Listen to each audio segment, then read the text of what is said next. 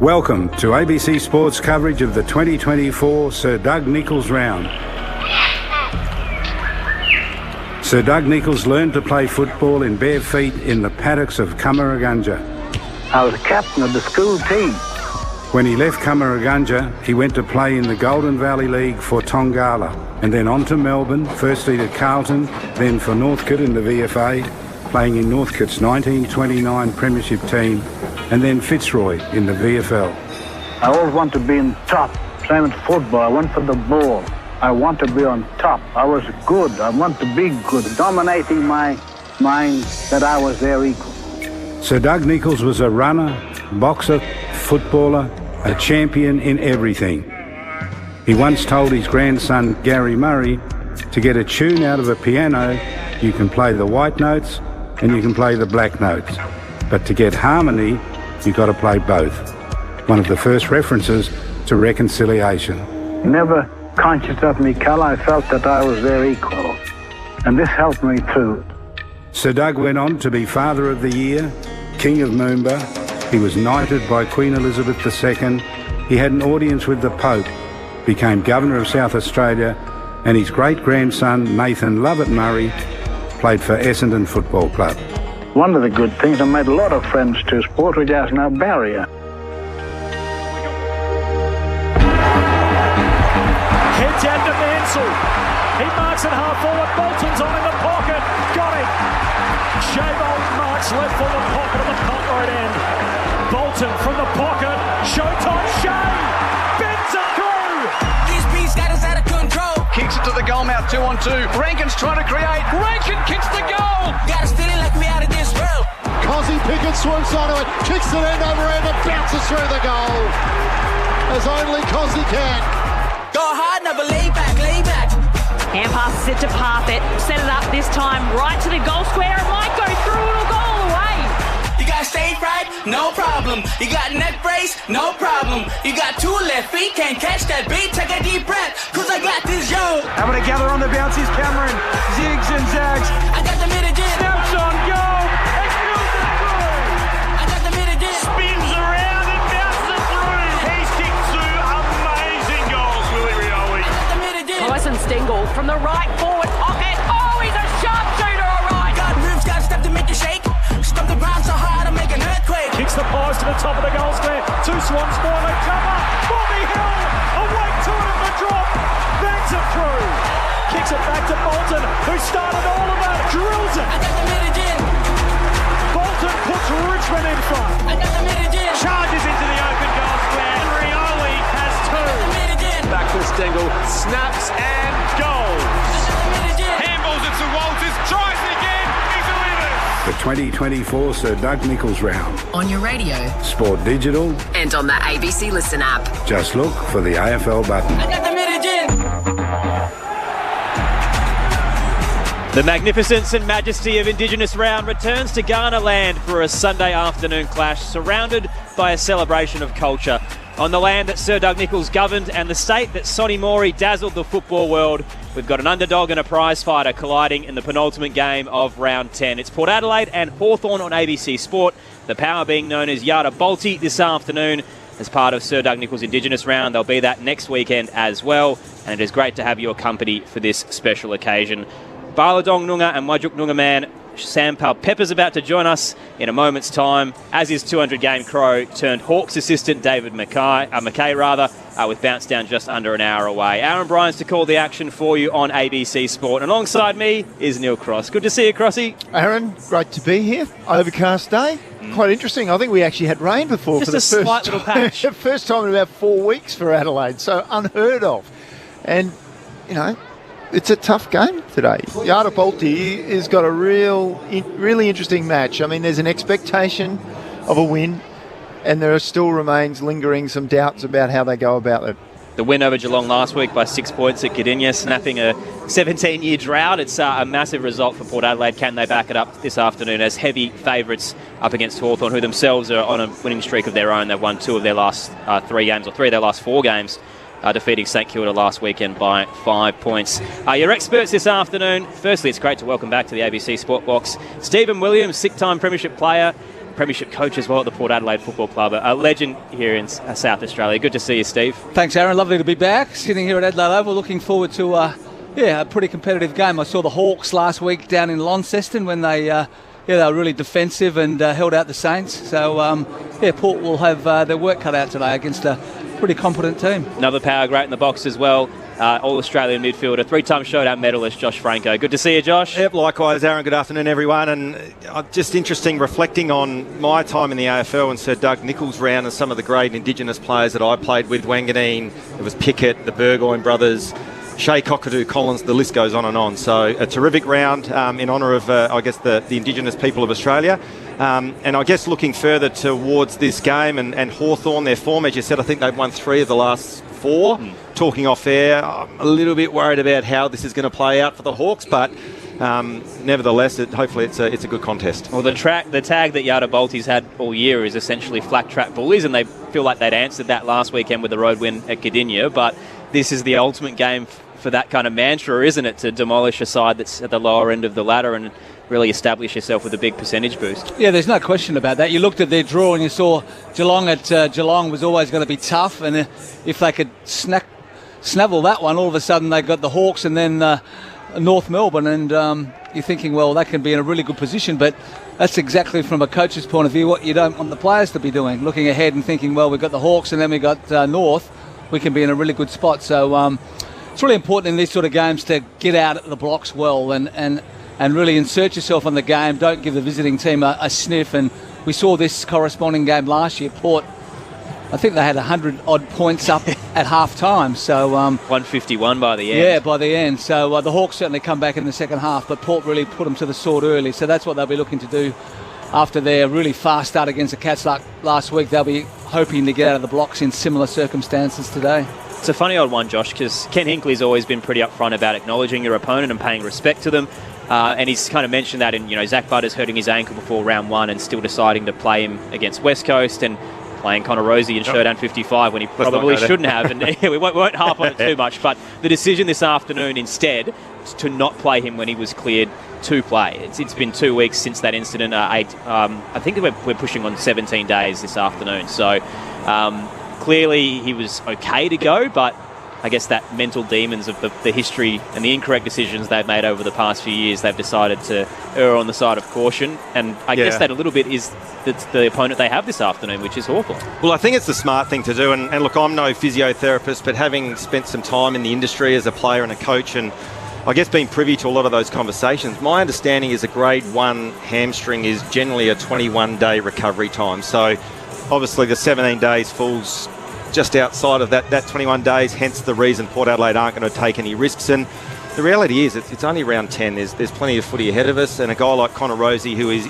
an integral part of the Port Adelaide midfield and the Port Adelaide side, and is really important in terms of their success this year, that he's got to be cherry right. There's zero risk, which is why, without opening old wounds, there's just why did they play him in the showdown 6 days after he strained it against St Kilda? But anyway, that's history now, and they've got to move on and learn from that, and it's good to see that they've erred on the side of caution. And I think Ken's he's realised that you've got to have everybody, your best players up and going come finals time, and we saw the Cats get a bit of a hiding up in Darwin, but they rested 4 or 5 players because they understand that although you might drop one because of that, you need to have your best players playing come finals time. Well, it's interesting, and I know we've had this conversation throughout some of the earlier rounds, but I know a lot of the sides, they rest the Hawkins and the Duncans from Geelong. They rest, I guess, more so the older players on the list, but I actually reckon there's an argument to rest some of the younger guys. And I just look at Port Adelaide and Butters and even a Horn Francis, the workload that they carry. So going back to the Connor Rosie scenario, it actually won't do him any harm in the long term. It'll actually be beneficial for him for the back half of the season. So, yeah, good result. They're on the side of caution. And I guess without disrespecting the quality of the opposition in Hawthorn today, then, come away with the 4 points, it's the right call. Interestingly, they made a pretty surprising call in terms of the team selection this afternoon. So Brandon Zerk-Thatcher is the sub for Yada Bolty this afternoon. There's no late changes, by the way, for either side. But, yeah, Zerk-Thatcher is the sub, the big man who essentially can play the one role, which is lockdown defender or intercept defender. The Hawks have gone with Luke Breust again, so he was the sub last weekend and backs it up this afternoon, the three-time Premiership Hawk, who's at the latter stages of his career, but certainly can inject some energy into the side when he is activated. We only had that small patch of rain, as we mentioned earlier, Josh, but Zirk Thatcher as a sub is a very interesting decision. It is strange. Look, having said that, I guess potentially the reasoning behind it, he obviously will go back and play as that key defender. It might free up a Burton or someone else to play a different role. But I guess when you look at the sub, generally I would have thought it's one of those more versatile type players that can inject a bit of speed and enthusiasm into the contest if needed. But yeah, it's a strange decision. It is, I agree, Josh. It's as you said, it's normally somebody that can come on and if things aren't working for you, light the spark and give you an opportunity. But as you said, he probably goes back and plays his normal role, and Miles Bergman or Burton does something a little bit different. Thoughts of Stephen Williams and Josh Franco this afternoon. Aaron Bryans and Neil Cross calling the action for you as well for Yada Balti, the Power, up against Hawthorn here on Ghana land as part of round 10 of the AFL. If you do want to get in touch, the text line 0437 774 774. As we mentioned, no late changes. So Zirk Thatcher, the sub for the Power, and Bruce for the Hawks. We'll chat to Sam Palpepper in a moment's time, at a bounce down, and David McKay as well. There is another game on happening at the moment. If you do want to hear it, jump on the ABC Listen app and hit the AFL button. As part of round 10, it's North Melbourne and Essendon over at the Docklands. Third terms just got underway, and the Bombers lead by 7 points, 7-5-47 to the Roos, 6-4-40. So we'll keep you up to date with that across the afternoon. And still to come to conclude the round, Warlich Marawa, the Eagles, up against Naarm, the Demons, over at Perth Stadium. So we'll take you there after the conclusion of this game here at Adelaide Oval. A couple of things to run through as part of Sir Doug Nicholls' Indigenous round and the celebration of culture that's occurring today. Firstly, we should start on the Guernseys. So magnificent for both sides, and then always really with every club. It's always really exciting to see the artwork that's laid out there. But there's a lot of history between the two that are out there today. So for Hawthorn, Chance Bateman actually was the inspiration behind their Guernsey. It was designed by Jade Dolman, who's a Wajjuk and Baladong artist. And the overall design tells the story of Bateman's journey in representing the Hawks, pays homage to those who have come before him as well. And the hawk on it represents the common ground of the club. It's at the centre of the Guernsey as well, and surrounding that are various sized rings, and they represent the states where players have come from to represent the club. So there's a lot in that Hawthorn Guernsey, but there's 13 rings essentially around that, and they all signify the amount of years that Bateman represented the Hawks. And for Yada Balti, as you touched on earlier, in some of the big names that have played for this great football club, Josh, Byron Pickett is the man who helped collaborate this Guernsey alongside his first cousin, Melanie Pickett. So that's designed around 3 round symbols. So you've got the main shape, which is Alberton Oval. There's 8 smaller shapes around that, which represent the current First Nations Yada Balti players, and the extra 8th one represents Pickett himself. We've got the Port River, which forms the traditional V shape across the chest, and animal prints on the side of the Guernsey, which are the totems of Byron Pickett. So you've got a bird footprint, which is the Noongar totem on his dad's side, and then a dog print, which is essentially a dingo for his mum. So a lot of history, very rich for both of these Guernseys, and 2 clubs that have a great history of Indigenous players as well. Well, it's interesting you talk about Byron Pickett. I was only talking about Byron to my 3 sons at the dinner table the other night. They were talking about Byron, what sort of player was he? I said, well, just go on YouTube and Google him, and some of the hits that he wouldn't have played a game no, in the modern game, would he? He'd get the biggest suspension of all time nowadays. But he was dangerous, that bloke. He was exciting. I can remember him as a young player. I was coaching at the Magpies, and he was coming through the under 17s and 19s, and we were pushing to get him in the team, but he'd only ever sort of like get 3 or 4 touches a game, but he'd get 5 or 6 big hits. So he's getting more big hits and touches, but he turned into just a wonderful player, didn't he? Well, it's funny, without reminiscing too much, and when we were playing North Melbourne when he was obviously at the Kangaroos at Manuka, and I remember I went to kick the footy and I saw this flash out the corner of my eye, and out of instinct I just lifted my arm to fend off, and he sort of ran into my forearm and elbow, and I thought, I really hope he didn't know it was me, because I reckon he was trying to get me back. But no, he was a dangerous footballer, but could play. He was a superstar. Wish they kept stats for that. Big hits. Wow. The leader in all competitions, I imagine. No doubt. Goal over at the Docklands. The Bombers now up by 13 points, 8-5-53 to the Roos, 6-4-40. We are about 35 minutes away from bounce down here at the Adelaide Oval, and it is very overcast and muggy. So we had this slight patch of rain, and it looks like we may be getting it a little bit more in a moment's time. The northern end of the Adelaide Oval doesn't look great, Crossy, does it? had the binoculars up studying, and it is actually misty at the moment. Yeah. It is drizzling. It's a little tricky from our angle because you're almost on top of the ground and you don't really see how heavy it can get. Poor old Braden Ingram's downstairs, and we'll check in with him in a moment's time, but he's going to be bearing the brunt of it this afternoon. 0437 774 774 if you do want to get in touch with us across the game. It is Yada Bolte, the Power, and Hawthorn this afternoon at the Adelaide Oval. We should touch a bit on the Hawks and their resurgence, Josh and Steve, because they look like they have started to find their mojo a little bit under Sam Mitchell. It's been a rough couple of years where arguably they've almost stagnated in the way that they've turned over the list and then the amount of wins they've had across their last few seasons. But it feels like what we've seen over the past couple of weeks is a real big turning point. They're increasing their pressure. In the forward line, they're finding more options now, despite the fact Mitch Lewis isn't there. And I guess out of those bottom sides, North Melbourne, Richmond, West Coast, Hawthorn probably feel like they've got a little bit more energy than the others down the bottom. Yeah, they probably took a little time, didn't they, at the start of the year? I saw that Melbourne game where they just seemed confused in the way that they were moving the ball. It was just kicking it back and forth across the ground, not taking any metres forward. But they've since adjusted, and all of a sudden now they're quite a side to play. I saw them last week down in Launceston and against St Kilda. It was a dour game, not a lot of goals scored, but they were very good behind the ball. Carl Amon in particular, getting back in the back half and getting almost being used as a quarterback. He distributes the ball so really well. So he'll be someone that Port Adelaide have to look out for today. But over the last 4 weeks, they've taken the most marks inside 50 as well. 14 marks inside 50, which is without Mitch Lewis there, who is their big target up forward, which just goes to tell us that they're actually lowering their eyes and not blasting the ball in. They're looking for those smaller lead-up players. So, that's something that may cause Port Adelaide a few concerns. Absolutely. And I think also, too, when you're taking over, as Sam Mitchell has done from Alistair Clarkson in such a successful period, I reckon Richmond are almost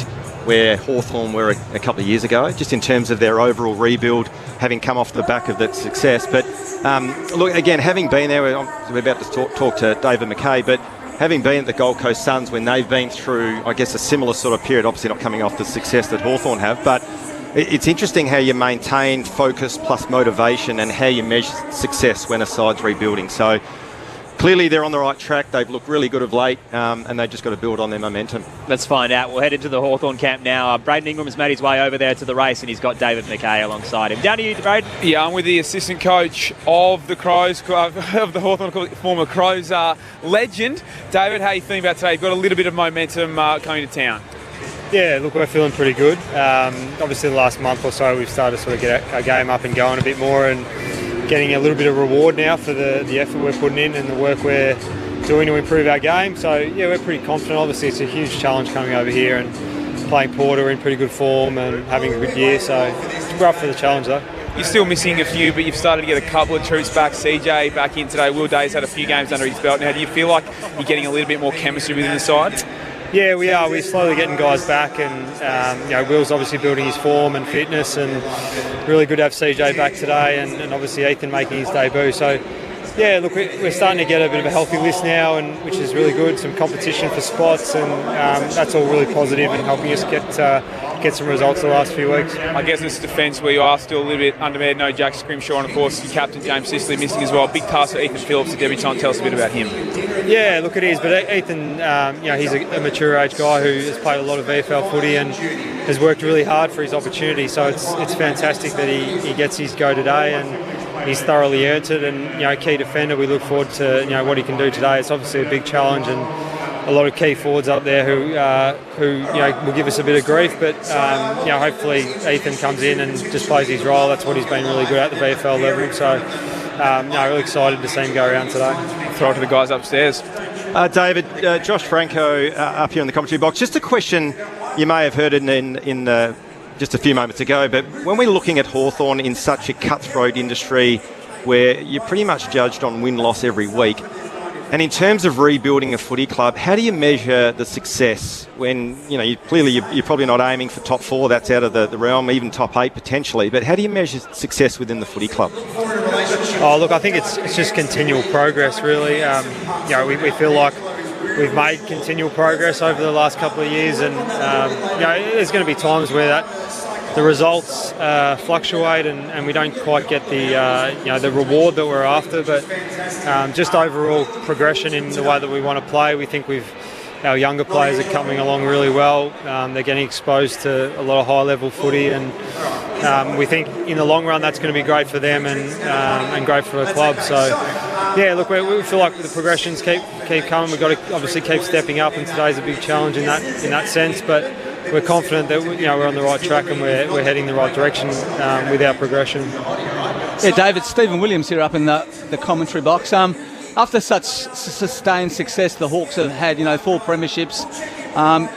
It takes a long time to rebuild and get yourself back up to contend again, and that obviously comes through the draft or it comes through free agents. Through the draft, you were able to get Josh Weddle. I was down in Tassie last week and I thought he had a real breakout game. His ability to run and rebound out of that back half was really important for you. And also, not only young players, but free agents. Carl Amon come across from Port Adelaide. I thought he was probably the best player on the ground down in Tassie last week. You'd be hoping he can really turn it on against his old club here today, particularly with his field kicking and the way he can set up teammates. Yeah, look, Carl's a really important player for us, and particularly with our young group back there. Just that level head, composure. He's obviously really experienced now and played in a lot of big games in his career. So, we're really lucky to have Carl back there, and he's in some terrific form. And you mentioned Josh. We're really wrapped with the way Josh is progressing, and he's a pretty special athlete. And we're starting to see as he develops his game and understanding of the game. Hopefully only see more of that. We're wrapped with Josh, and just looking forward to our backs today standing up. It will be a big challenge. And Lloyd Meeks, I saw him down there last week as well, and although Rowan Marshall had a pretty significant game, I thought Meeks was pretty good. He kicked a goal, he was big and strong in those contests, so you may be able to get some sort of advantage in that area today, knowing that Dante Vincenzo is a terrific young player, but as far as body size goes against each other, Meeks certainly would have a lot of kilos on him, if you can say that these days. Oh, look, we've been really happy with Lloyd since coming in, and he just competes really hard. No one works harder on their game than Lloyd Meek, and it's good to see him get a bit of reward now. And we're still after him to keep progressing and keep improving. And he's still a pretty young man. So we're really excited about what Lloyd's been able to do so far this year, and hopefully we keep seeing that progression with him, and give our midfielders an opportunity today, which will be critical in the game. Port have some clearly some weapons in there, and we've got to make sure we're playing our best footy today in that part of the ground to give us a chance. And David, how are you enjoying the coaching caper? Yeah, look, I love it. Absolutely loving my time at Hawthorn, and trying to develop as a coach and hopefully lead the players to have in the development sense, give them an opportunity to play AFL footy for a long time. So absolutely loving it. Hey David, just before we let you go, Steve mentioned some of those big names that you picked up in the draft the last couple of years. The ones that caught my eye, so Denver Granger Barash is out with turf toe at the moment, and Josh Ward, he's running around in the twos and finding plenty of footy, but what's keeping him out of the side? Yeah, well, firstly, Denver, he played his first game back last week in the VFL, so he's finding his feet again after an injury, and we're looking forward to him playing some good footy in the back half of the year. And then Josh has played a fair bit of AFL footy this year, and still just learning his craft and developing his game understanding. And we're really excited though about what Josh can bring. He's an exceptional talent, and with development and a little bit of time, a bit more AFL experience, we think he'd become a really top level player. So pretty excited about those two. David, thanks for your time, and great to have you back in Adelaide. Good luck this afternoon. No, thank you guys. See ya. Former 250 game Crow David McKay, now Hawks assistant this afternoon in the build up to Hawthorn, and Yada Bolty, the power, is part of round 10 and Sir Doug Nicholls Indigenous round. Sunday footy on ABC Sport. Great to have you with us, Aaron Bryans, Neil Cross, Josh Franco and Stephen Williams with Braden Ingram downstairs. We're going to head over to the Yada Bolty race in a moment's time and have a chat to Sam Palpepper, the injured superstar, in the build-up to bounce down here at the Adelaide Oval. Score check over at the Docklands, so we're halfway through the third term there. If you do want to hear it, jump on the ABC Listen app and hit the AFL button. The Bombers are starting to push away now over North Melbourne, so they're up by 20 points, 10-6, 66 to the Roos, 7-4, 46 and still to come later today. While at Chamarawa, the Eagles up against Naarm, the Demons at Perth Stadium. So we'll take you there at the conclusion of this contest. I had to run through Hawthorn's list, Steve, in the build-up to this game and some of those first-round picks. Just wondering where they kind of sit in the context of other sides. So at the moment in the 23 that's playing this afternoon for Hawthorn, they've got 4 first-round picks.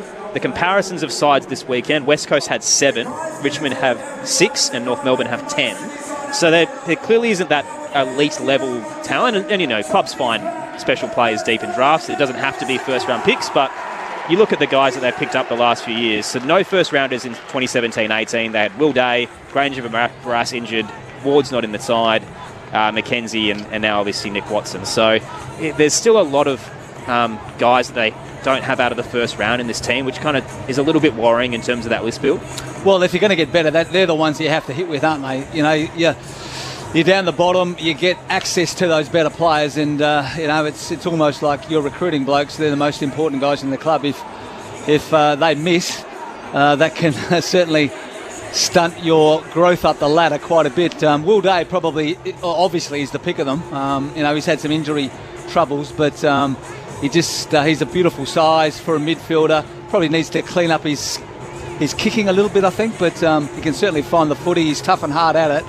So I think they've certainly picked a good one there. But the jury's out with the others. But to improve and rapidly rise up the ladder, they're the guys that are going to do it for you. So from a Hawthorn point of view, let's hope those other guys can get some fitness, get some form, and get into the major side and show the Hawks what they can do. You happy with the list profile, Josh? The 4 first-round picks for the Hawks. In comparison to Yada Bolty this afternoon, they've got 10. Yeah, look, it's interesting, isn't it? I must admit, I haven't seen a huge amount of Hawthorn this year or in recent times. But I guess to Stephen's point, that you talk about your head of recruiting and your list manager and your recruiting network that you have out, throughout Australia that are watching the talent coming through. Gee whiz, they're important, aren't they? And as you said, if they get it right, you're the stars. If they get it wrong, then it can put you back years. And look, no doubt that they've done their homework. They've got some good young talent on their list, and they'll be looking to develop them. Let's have a check-in with Yada Bolty, see how they're feeling ahead of build-up. Bounce down here at the Adelaide Oval. It's going to be a ripping contest, the penultimate game of round 10 under overcast conditions. Braden Ingram's made his way over to the power race. Back down to you, Braden. Yeah, I've got injured forward Sam Powell-Pepper with me. Sam, thanks for joining us. Obviously, it's been a really tough few weeks for you. Tell us how you're going in your recovery from that ACL. No, I'm actually going pretty well, actually. I spent the first 5 days on the couch, which wasn't good, but I'm in the gym now, on the bike, doing a few exercises, which is good, and I'm not going crazy on the couch. What's your plans in terms of being able to help out the group? Are you doing anything extra in the coach's box, or are you doing anything during games, or is it more during the week? Yeah, so I had a bit of time away from the club, but doing a lot of work with the forwards at the moment, so I'm hoping to get away on away games as well, get a bit more influential. Still in the leadership group, so I still want to have an impact on the group and help out where I can. In terms of the group coming off that extraordinary win down at Cardinia Park, have you seen them really lifted this weekend? Do you feel like it could be a bit of a turning point in the season?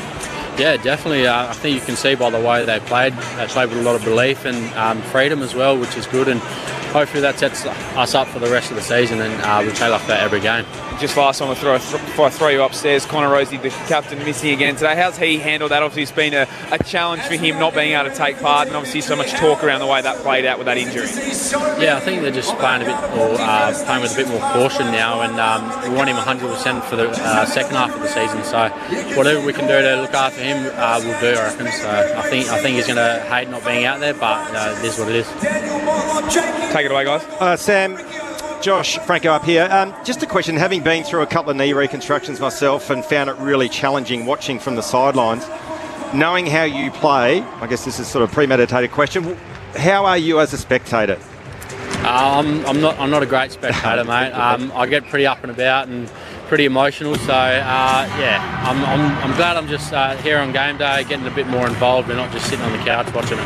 And obviously it's early days in your recovery. Have you thought about or looked and projected ahead to a return to play? It'll definitely be next year, but I'll be running in a couple of months, which is good, and I'm just looking forward to these, as you know, just hitting those little goals along the way, and I'm really looking forward to this grind, and I love this stuff, and I can't wait to get back and playing footy.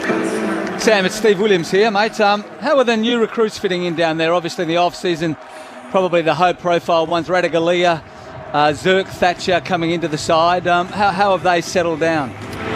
They've blended in really well to our team, and I think they've added so much value as well, and they're very good blokes. So we've loved having them at the club, and hopefully they can bring a lot of success here as well. And one of your younger players, Dante Vicentini, I saw him last year, in a few games, and he showed some signs that he's going to be something pretty special. And I thought last week against the Cats, he really stood up, and not only with his ability to get his hand to the ball in the ruck contest, but he was willing to get his knees dirty, get down on the ground, chase tackle. So a pretty good game from him last week. Yeah, mate, and that's nothing new to me. I'll see that every week in the sample, and the way he trains, the way he prepares himself, he just has a crack every week. And he's nicknamed Psycho because he just goes around hitting blokes and bumping hard and tackling. So we love playing with him, and I'm just glad he's staying in the side. And I love playing with him and watching him as well. And one of the things that stood out for me last week, like everyone talks about how great the team was, winning the ball out the middle, getting it in the forward lane quickly, but I thought that the thing that really stood out to me was how well the team tackled. Like, I've been quite critical over a number of games where blokes break poor guys' tackles pretty comfortably, but I thought last week to a man, the way they tackled the Geelong players was outstanding, and that's probably something that needs to continue week in, week out. 100%, mate, 100%. We need to make sure we stick our tackles because we put so much time and effort into it in training. It's just glad we're just into play in the game, so hopefully we can do that again today. Injured power, midfielder and forward Sam Powell-Pepper joining us in the build-up to Yada Bolte and Hawthorn this afternoon. Sam, a Baladong Noongar man, a Wajak Noongar man as well from out west. Some elite company with you, Shai Bolton, Lance Franklin, Bobby Hill. Can you tell us a bit about what it's like when you go back out west and how you still kind of celebrate your culture in modern life? Yeah, every time I touch down back in Perth, when I fly in, I automatically feel at ease and just and welcome and back at home. So whenever I can get back, see my family, be back on Noongar land, it just brings me a lot of pride and makes me feel present as well. So missing home as well, actually. It's great to be part of the footy club that you're with as well, Yada Bolte and the Port Adelaide The Power. I think they have the most Indigenous players on their list. Obviously, we've spoken about it a lot the last few years. The Power Cup they run, that's in 2 weeks' time in the build-up to the Carlton game. You've got the NGA Academy and now Sean Burgoyne as your Indigenous liaison officer. Does it feel like the club does a lot of great work around the community to keep Indigenous players and those developing involved? Yeah, definitely. We've had quite a few players in my time here, Indigenous players, and that's one thing I love about Port Adelaide. They take so much pride in the Indigenous culture, and they put a lot of time and effort into it as well, which is amazing. So should be a very good game, and I know there's a few past Port players out there, Jarzi and Carl Amon, and Chatty Wingard as well, so it'd be good to play against them today. Just backtracking a little bit as well, Sam, you mentioned you're missing home a little bit. You've got Mitch Georgiadis at the club as well, who's another West Australian who's also gone through a pretty significant injury in the past year, and I imagine there's a bit of confidence there that you can have a chat with him about his rehab plan and reassure yourself about what you're going through. Yeah, definitely. There's a couple of boys that have actually done ACLs, Kane Farrell as well, and I think they had a few complications early, and they weren't up to what I am now for a couple of months. So, definitely picking their brains, and and I've always got someone to lean on about recovery and whatnot. So, it's all good. Sam Neil Cross here. Just on the injury as well. Your maturity over the last, let's say, 3 years. Over the last 3 years, and you've now got into the leadership group. Do you think you would have handled this knee injury as well 3 or 4 years ago, just when you weren't quite at the level you are now in terms of your maturity of your game and your play? Probably not, actually. I didn't have that support around me like I do now. My fiance, my 2 kids, her family, my family. I didn't have that strong support system. I had my teammates and stuff like that, but I feel so much more grounded right now and so present, and I'm grateful for everything I have. My kids, even though I did my knee, my kids are still jumping all over me on the couch, so just grateful for little things like that. So definitely. You said before, I think it was you were speaking about Dante Vicentini and saying he's got the nickname Psycho. You weren't talking about yourself, were you? I think he's a little bit crazier than me. But, oh, right. Yeah, hopefully you see what I'm talking about today. Hopefully he lays a few bumps and a few big tackles. Yeah, but you were talking about bashing bodies, and I thought, no, surely you're talking about yourself. So, oh mate, I wish next year. Yep. Hey, on that, Sam, as well, the suspension you suffered at the start of the season, did it change your way you go about your football at all? Did you try to rein it in a little, or you're pretty confident in the bulldozer that you are, that you're just a contested beast? No, I'll never change the way I play. You know, that's the first time I've got reported, and I know to be a bit more cautious now, but yeah, it's probably going to be the way I play for the rest of my career. You know, you got to play on the edge a little bit. You know, because you got to set the tone, set the pressure. That's my role that I've got to play for the team. So yeah. And the Indigenous strip, Sam, before we let you go, someone who's been involved in designing one in the past couple of years. Can you tell us a bit about how incredible it is and the opportunity it is to tell your story through this artwork across these few rounds? Byron Pickett's obviously such a massive name in the footballing community and the power community, but as someone who's been involved in it yourself, can you take us behind the four walls in designing a Guernsey? Yeah, it's pretty special, mate. You know, not many people get to design an Indigenous jumper for an AFL team, so that's one thing I can be very proud of and tell my kids about when they grow older. But yeah, obviously it's a long process, but it's a pretty special one as well. And I'm really liking Choppy Pickett's one this year. It's pretty cool as well. So yeah, all of them are pretty beautiful. And I don't know, mate, I think mine might have been the best, but still, it's pretty special, mate. Do you have much other artwork around it, Sam? Say that again, sorry? Do you have any other artwork around the Indigenous Guernsey design? Have you done more since then? No, not really. I've tried painting boots a little bit, but it's pretty time consuming, and yeah, I probably don't have the patience for it. Yeah. I imagine the demand is pretty high if you can get some out. Hey, thank you for your time, Sam, and best of luck with the recovery as well. No, thank you guys, I appreciate it. Great to have Sam Powell-Pepper here at the Adelaide Oval on Ghana land in the build-up to Yada Balti and Hawthorn as part of round 10 of the AFL. He's a Bala Dong Nunga and Wajuk Nunga man, and Crossy mentioned it before, the maturity, the confidence, the experience that he's gathered over the past few years from a player who was a little bit of a hothead in his early days, and I think Ken Hinkley was trying to rein him in when he could.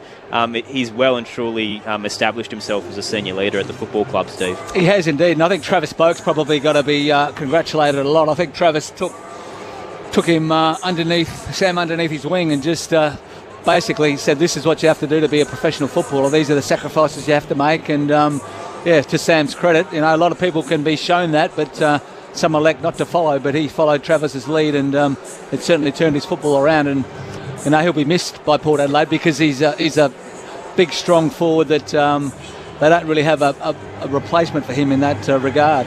Well, it's interesting too, and obviously talking, his personality comes through when we were interviewing, and the way that he plays, and he talked about not changing the way he plays.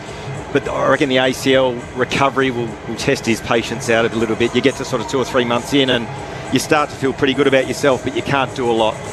So he's got a long road ahead of him, but hopefully he's back playing in the power jumper round 1 next year.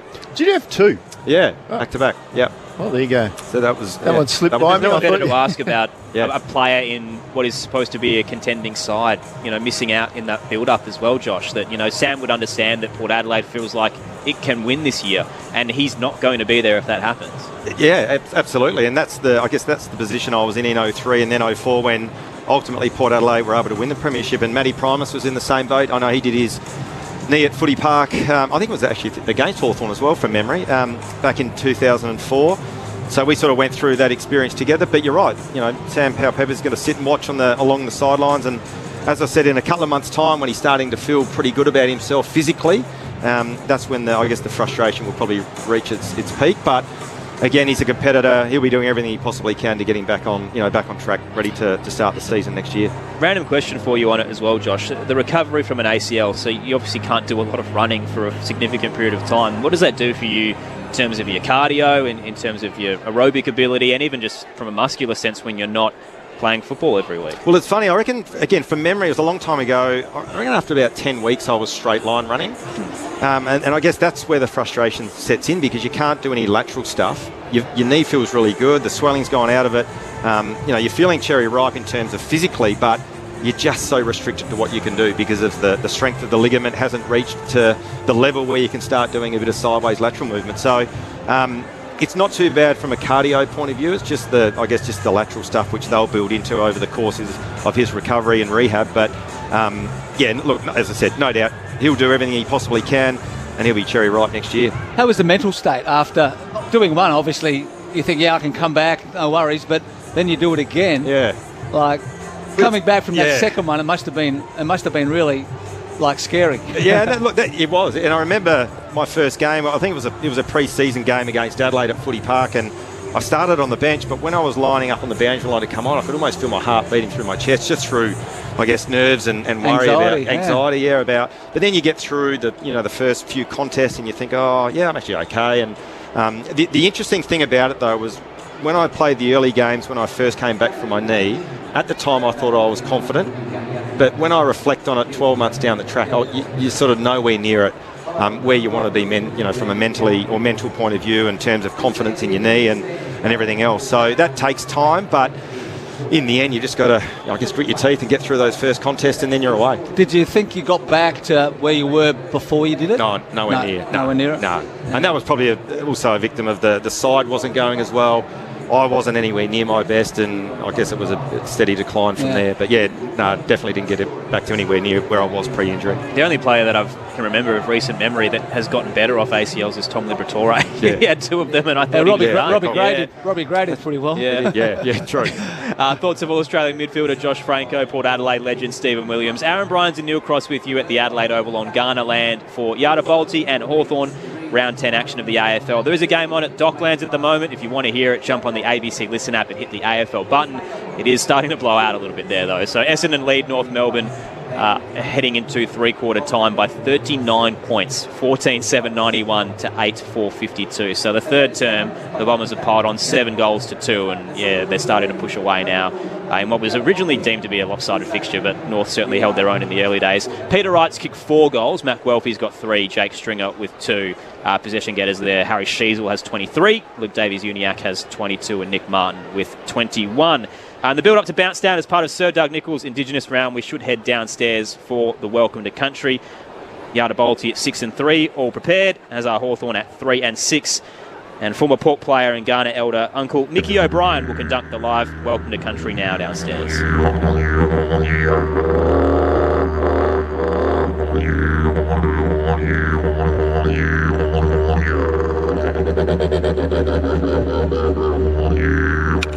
Tuwila Manipanik Tuwila Wakanapanik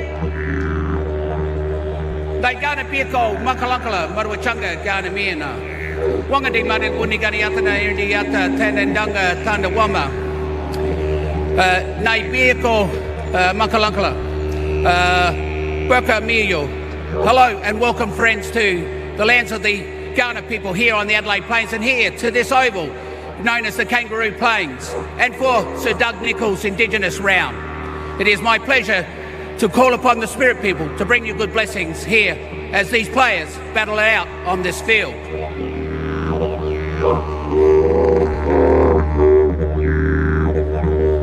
Namani, Yaraboti, Kondo, Karak, Yagana, Ira, Tuwila, Manik, Tandanga, Tindapadnu. I'd like to now invite the players from both Port Adelaide and Hawthorn to do the exchange of gifts today before they battle on this field in good spirit. Please come and exchange the gifts. The exchanges this afternoon for the Hawks. Uncle Cole Clark has handcrafted a killer boomerang. And for Port Adelaide, they've got a wood carving of a goanna called an Intaka, which is procured from the APY Arts Centre Collective. So the Indigenous players from both clubs coming together for the gift exchange. Jeremy Finlayson, Jason Orr-Francis, Willarioli and Jace Burgoyne out there alongside Carl Amon and Jarman Impey from Yada Bolty and Hawthorn. Nachi Yukadaya, Nachi Yakadaya, Patnia do Wadu, Lakada, they tell you. Thank you and welcome. May we walk together as brothers and sisters in harmony as cultures bring us together. Thank you and welcome.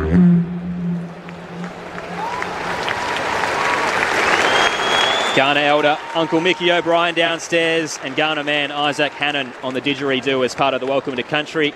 here at the Adelaide Oval on Ghana land for Yada Bolte and Hawthorn. We've touched a bit on the Hawks and their previous form heading into this game, winning 3 of their last 4, but Yada Bolte, Josh and Steve, rocking and rolling after that surprising victory at Geelong, considering the Cats' record at Cardinia over the Power, and it feels like they're starting to get a little bit more flow in a season that's had its ups and downs for Yada Bolte, and I think a lot of that's built off their midfield. They didn't have Connor Rosie there, but Jason Horne-Francis and Zach Butters absolutely tore the house down last weekend. Well, what continues to amaze me is this industry is we go from week to week. I know the players do and the coaches do, but we also do up in the commentary box. We sat here after the showdown a couple of weeks ago thinking where to from here for Port Adelaide. They come out and absolutely steamrolled Geelong in the first half or the first quarter last week and look almost invincible. So their best is good enough. We know that. It's now being able to, I guess, gain that consistency so they can do it against the top side, Stephen. Yeah, I think also significantly Ollie Wines, his ability to insert himself into the game, he's probably played a bit of a backseat role. We don't, he's a Brownlow medalist, but we don't talk much about Ollie. It's Horne-Francis, it's Butters and it's Rosie, but Ollie Wines is a terrific player, and I also thought Willie Rioli up forward probably had a bit of a checkered start to the season, but he was back to his brilliant best last week, and his ability to kick goals, and let's not forget conversion, 8-goal-2 I think in the first quarter. They're actually hitting the scoreboard, and maybe all that kicking practice that Chad Corns has been putting them through is coming to fruition. Well, again, rightly or wrongly as well, when we look at Port Adelaide, these games that they come up against, the Hawthorns of the world, you'd expect them, and apologies to the Hawthorn supporters out there listening, but you'd expect them to come out and be clinical and have a really solid win. And unfortunately, as we said, from Port Adelaide's perspective, they're not going to be judged until September, based on, I guess, the last September campaigns that they've had over recent years. But once again, hopefully, from a Port Adelaide perspective, they can come out and turn it on like they did in the first quarter last week. The tricky one this afternoon, and I still wasn't totally sold on Yada Bolte's performance against Geelong last week, because they got a really easy run in the opening quarter when they blew it away with those 7 straight goals. And once the actual pressure came in that third quarter, they started to let the game go away. So they're up by 49 points and only win by 6. During that third term, they were negative 18 in contested possessions, negative 10 in inside 50s, and the pressure rating of 206 got the Cats back in. And Hawthorn are starting to do that really well. They've really lifted their intensity around the ball. That's a really good call, absolutely. And I guess that's what I'm sort of hedging at in terms of when they're playing the top line sides that are good contested ball teams, they restrict the opposition ball movement really well, so they defend the ground really well. That's where Port Adelaide have looked vulnerable, as they did against Adelaide the week before. But and you're right about Hawthorn, and just looking at some of the numbers, I think they're ranked 1 in the competition over the last 4 weeks that the ground ball gets, which is a really good indicator of, I guess, 1, intent, but also work rate. So you're right, if Port Adelaide, Yada Bolte don't come out switched on, then they're going to definitely have a game on their hands.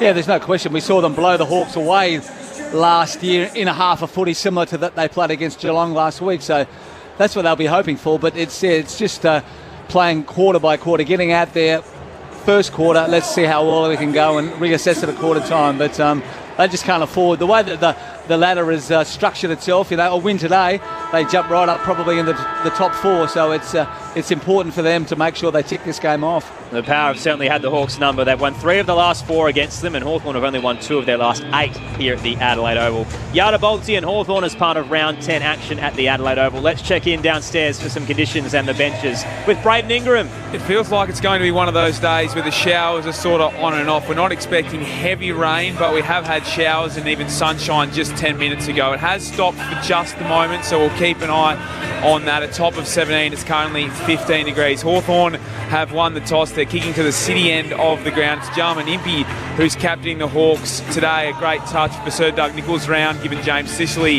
is currently injured. For the sub for the Hawks is Luke Bruce. On the bench, Jai Sarong, Cam McKenzie, Connor Nash and Blake Hardwick. While for the Power, South is Brandon Zirk Thatcher. On the bench, Josh Sin, Jace Burgoyne, Jeremy Finlayson and Mitch Georgiades. We know Zach Butters is the captain with Connor Rosie out.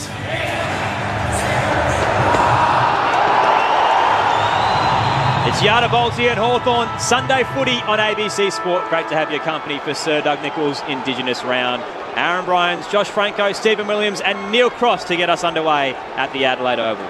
So the consensus seems to be, can Hawthorn kick a score because it looks like their defence might hold up Port Adelaide. Straight away out of the middle, it'll be a Hawthorn possession. A Warpole who picked it up and was tackled straight away by Butters. Caught on centre wing. Butters with the free kick. Yarapuldi will go forward. He drops it in short for Houston, just ahead of centre wing on this broadcast side. Takes his time and then kicks it to the man on the mark in the end. Ginnivan says thank you, but he's got nobody in front of him in terms of a Hawthorn target. Wide he goes to Warple with the hand pass, and inboard goes Hawthorn to Watson at half forward. Inside forward 50 goes for Moore in the pocket, who went to ground, and the umpire said play on, out of bounds, throw in 20 metres around from the goal. Dan Houston, wow, what was that? You don't see that often, do you? Arguably Port Adelaide's best kick. Yeah. Kicked it straight at the opposition. And terrific composure there by Warple. Just didn't blaze away. Had the composure with the ball to come back inside and find a target. Inside 50 for the Hawks. It's tossed back into play. No score so far. Vicentini wins it down for the Power. Was looking for Drew. Ripped away by Ginnivan, who tumbled one towards goal. A little wide. And it rolls over the boundary line. It'll be tossed back in once again. About 10 out. Right forward pocket. Riverbank stand end, or the right-hand side of your radio dial. Over at the Docklands, the Bombers lead North Melbourne by 45 points. You can hear it on the AFL button on the ABC Listen app. Toss back in once again. Vicentini charges forward, wins the tap down straight to Watson. He's collected in a sandwich of tackles. Drew, the heaviest of them all. Held up, 15 out from goal. Tight angle to the right. Still inside Hawthorn's attacking 50. Umpire puts the ball in the air quickly. Mead did well, got it away for Yarapulti. Off to Wines, and then Houston dropped it outside 50. They've gone across to the eastern side. Boak with a mark, play on. Horne-Francis, dinky little kick to half forward, and he turned it over straight away to the man on debut back there in Phillips for Hawthorn. The supplementary selection player, Ethan Phillips. Easy for you to say. Kicked down the line on the outer side. Shoal rose, but couldn't bring it down in the pack. Tried to sock off the deck, but missed the ball. Came out to Mead, who hands it off to Horne-Francis. Then Wines tossed it back to Horne-Francis. Now Butters tucks it under one arm and bursts through the centre circle. Was that 15 metres? Crows fans wouldn't be happy about it. Kicks towards left half forward, looking for Dixon, was a little wide. Frost edges him away from the ball and gathers at the back for the Hawks. He'll use D'Ambrosio. On the 45, finds Newcomb. With the mark just behind centre wing. Hawthorn held up. Newcomb goes inboard to Day, just behind the centre circle. Across the ground again. He found McDonald, who goes wider. Giath off half back. First game back for a long time for Giath. CJ holds the ball up. Centre wing on the eastern side. Eventually goes long and direct, and coming over the top, Ratugolea takes a nice mark for Port Adelaide. Probably not the way the Hawks want to go inside their forward 50 with a fairly small forward half. They need to get that shorter kick and hit some lead-ups. No score in the opening 3 minutes. Ratugolea switches to Aaliyah and now dinks it to Houston. Defensive edge of the square on the broadcast side. The All-Australian defender spots Wines at centre half back. He marks uncontested and completes the switch. Out to Bergman. In front of the Foss Williams stand. Looks for options down the line. Awkward kick that was way too short for Horne-Francis and cut off by Jaff, who knocks it over the boundary line. His first game since round 9 of last year, Chankwath Jaff has had calf, Achilles and hamstring injuries in the past year, but great to see him back out there for the Hawks. No score in the opening 4 minutes here at the Adelaide Oval between Yarrabolti and Hawthorn. Meek with a tap down, beautifully taken by Day for Hawthorn. Inside forward 50 he goes. Moore got rid of his man Burton, leads the chase back to the goals. Oh, he fumbled, he had it in the pocket and he fumbled it over the boundary line. We had him on toast, didn't he, Crossy? All he had to do was take the ball cleanly and it would have almost been a certain goal for Hawthorn, but that kick inside 50 from Hawthorn, the long kick inside 50, had even numbers ahead of the footy, but just couldn't capitalise on their opportunity there, the Hawks. So Meek to go against Vicentini.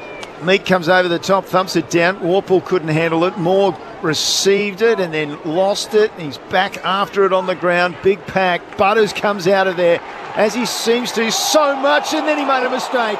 He beat them all and then he decided to beat one more and didn't get past Deer. And now there's a little bit of push and shove, and it'll be a Hawthorn free kick. I don't think that it is ongoing rumble between the two sides. The umpire said, no, go back, take your kick.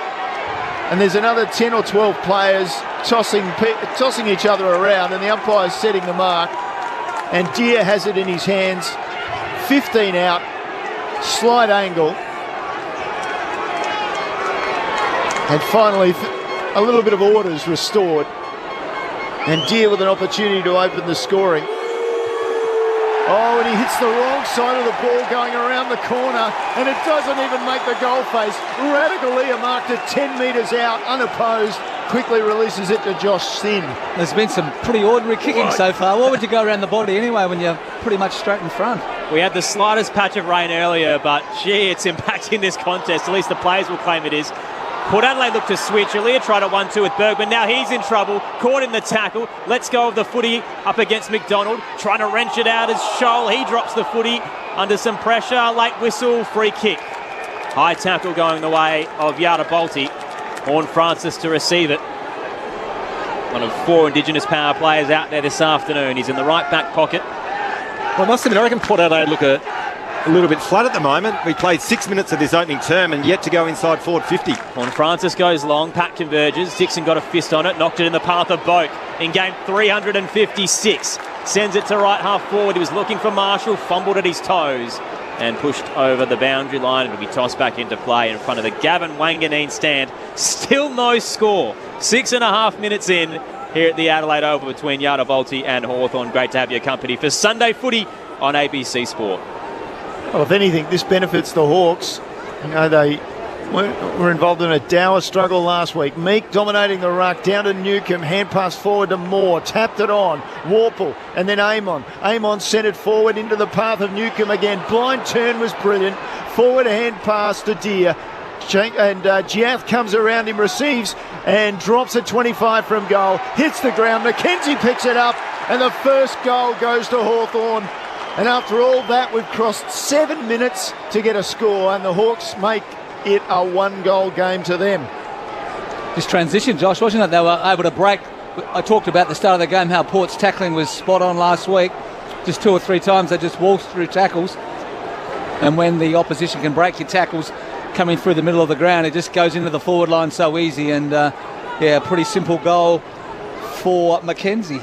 Well, we talked about pre-game, some of the young guys at Hawthorn. Newcomb there was outstanding, one of the mature age players there. He's just getting better and better. He's a bull inside.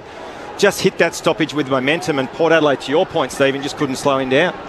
And Aaron, as I said, I reckon Port Adelaide, they look half asleep still. They need to wake up and get their game going, because at the moment, Hawthorn denying them time and space and looking threatening. It's all good, Josh. You've got enough time to squeeze in your accolades. Good. 3-time showdown medalist Josh Franco.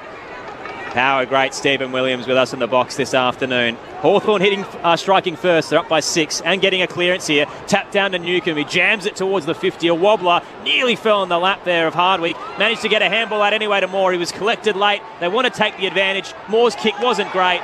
Knocked off by Aaliyah, through for a minor score. And did he touch it? They have paid the advantage. It came off his shin pretty clear. There was a massive deflection. Bang in front of the goal umpire. And we're going to have to check this, but we're a good, couple of hundred metres away, and that looked pretty bang obvious. Yeah, they've quickly called it. So Aaliyah didn't seem too worried about it. It's bounced off Aaliyah and through for the minor score. So Hawthorn 1-1-7. Yada Balti yet to score. The Power have travelled 9 minutes in this opening term. Over at the Docklands, the Bombers lead by 39 over the Roos 9 minutes into the final term. And Port Adelaide still yet to go inside 50. Burton composes himself, drops it to Radical Leah, 48 from goal. Burton looks for the hand pass, but Radical Leah just backs up. He'll call the play on now. Just drops it long onto this broadcast side, just inside the centre square. Bubbling around on the ground. Rioli was in there, so was Wines for the Power. Rioli tapped it out. Houston took it. He was taken down by Newcomb, showing that brand of football that you talked about. Aaron, he's tough and he's hard, and he pulled down and forced the ball up.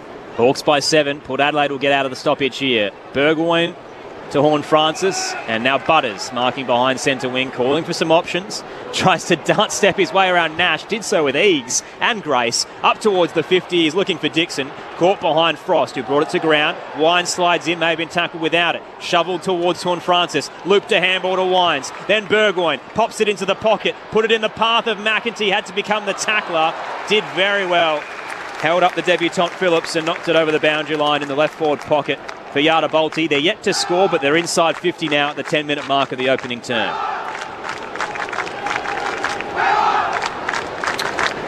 So the ball comes back into play. Meek again. This time he's got his hands full with Dixon. Ball to the front. Nash got it. Hand passed off to Frost. Outside 50 for Hawthorn. And the power will go back in through Houston, who intercept mark that. Now Houston, with the advantage of the man on the mark being held there, could arc to his right. Bit of a breeze behind him too, looking at the flags on top of the scoreboard, Crossies. Well, mind you, he's just as likely to kick it to the man who's standing on the mark given his last kick, but no, he decides to drop it top of the goal square. Huge leap from everybody and nobody took the mark. Dixon came through on the ground, couldn't take it.